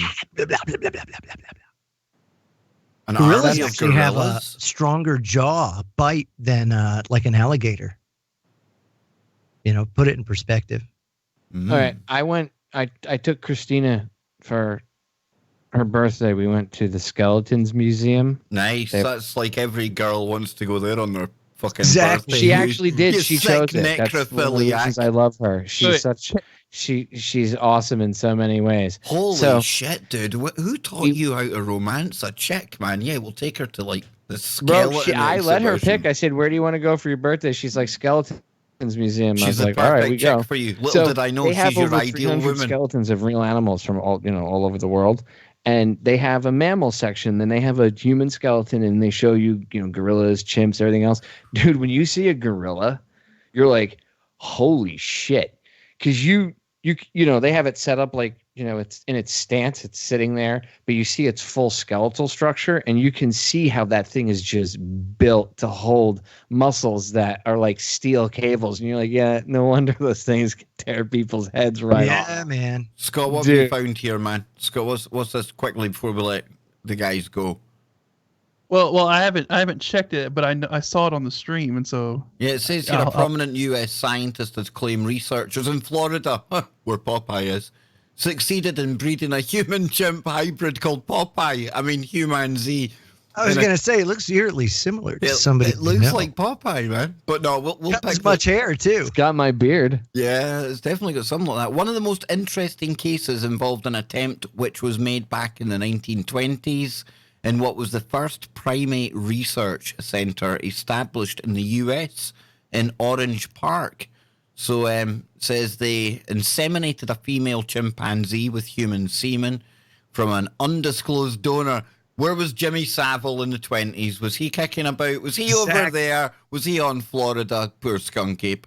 And it says here the donor claimed not only that the pregnancy occurred, but the pregnancy went full term and resulted in a live birth. Wah wah wee wah. Holy shimoly, folks. So we're almost out of time, right? But before we go, one last thing, because coming up on the Kev Baker Show this week, we have tomorrow we have Charlie Robinson on. Tuesday we have Jojo Seabacker. But on Wednesday, folks, on Wednesday, yes, the man himself, Geordie Rose, right here in the digital studio, will be live on tfrlive.com, and then I'll premiere the video over here on YouTube straight after it. So, we'll be finding out what it's like to stand next to, or what it's like to create an altar to an alien god. I'll be asking him just what he brought back from the other dimension, and just how far down the line we are with artificial super intelligence. Yeah, none of your like face masks or things from Facebook Messenger. No, we're talking the real deal here. So Wednesday night, folks, are you all ready for that one, guys? You all gonna be tuned in, right? I know you are. I know it. Right? You won't derail me, Joe, right? No. Who, me? Never. Not much. So Popeye, you gonna be tuning in to hear Geordie Rose having the Kev Baker experience. Yes, I have it penciled in on my calendar. Only penciled? I'm disgusted. It should be, I only use pencils because the NSA in the can't blood of your spy on you latest through victim. paper and pencil and eraser. That's right. The Russians are going back to typewriters. Yes, they are. Quite right. Don't knock the Russians, but folks, that's us. Oh, wait. Does that mean that we all work for Vladimir Putin? No, it means we're out of time. It does mean we're out of time, and if we speak badly about Russia one more time tonight, or if we have any more kind of defectors on, I'm going to be made to eat Novichok for breakfast. And I'll be effing praying I had Maggot ice cream to wash it down. Kevin won't be allowed to cash his paycheck for a week. Vladimir is going to be like, Kev, you no get paid for a week. You make fun of Mother Russia too much on your show. It's okay to try to deflect, but one too many jokes, you must be punished. He doesn't mind deflection. It's just when it's defection. That's when he's got a problem. When did Vlad get a like Indian accent? Yeah, it was like a fucking Indian. Yeah. That sounded at least somewhat That was European, like maybe Vlad the Impaler. I don't know, Harbinder, Putov. Little Harbinder, yeah. No, that totally did not sound Indian. Yes, I wanted Slurpee too. I don't. Yeah, now that sounds very good. That's racist, Joe. You can't do jokes like that on air anymore. No, dude, that's bang out. I've told I'm pretty sure we just got your show demonetized. Even the Love Boat is politically incorrect these days, Joe. So you certainly can't go making call center accents. Oh, did I just throw every Indian they in a call canceled center? the character on The Simpsons because people were decrying racism. Abu, remember the guy that ran the Quickie Mart? Exactly, dude. People complained, and he was like one of the original characters of the show, and they took him off after 20-something years because people were like, that's culturally insensitive. I'm moving to the island of Lost. Yeah. So Not the island see ya. of I'm gonna go hang out with the smoke monster and the weirdo people that got stuck in time from the 60s experiment. The others right? And They were they're all cool, living out in weren't the they, woods man? and shit. I'll go hang out with them. They should have had Terence McKenna playing the head guy in that little cult. That'd have been cool. For real. Yeah, right, folks, we are out of here, so remember, don't forget, Geordie Rose, Wednesday night on KBS on TFR Live. So until then, keep it real, keep your mind open, but not to the point where your brain falls out. Till next time, later.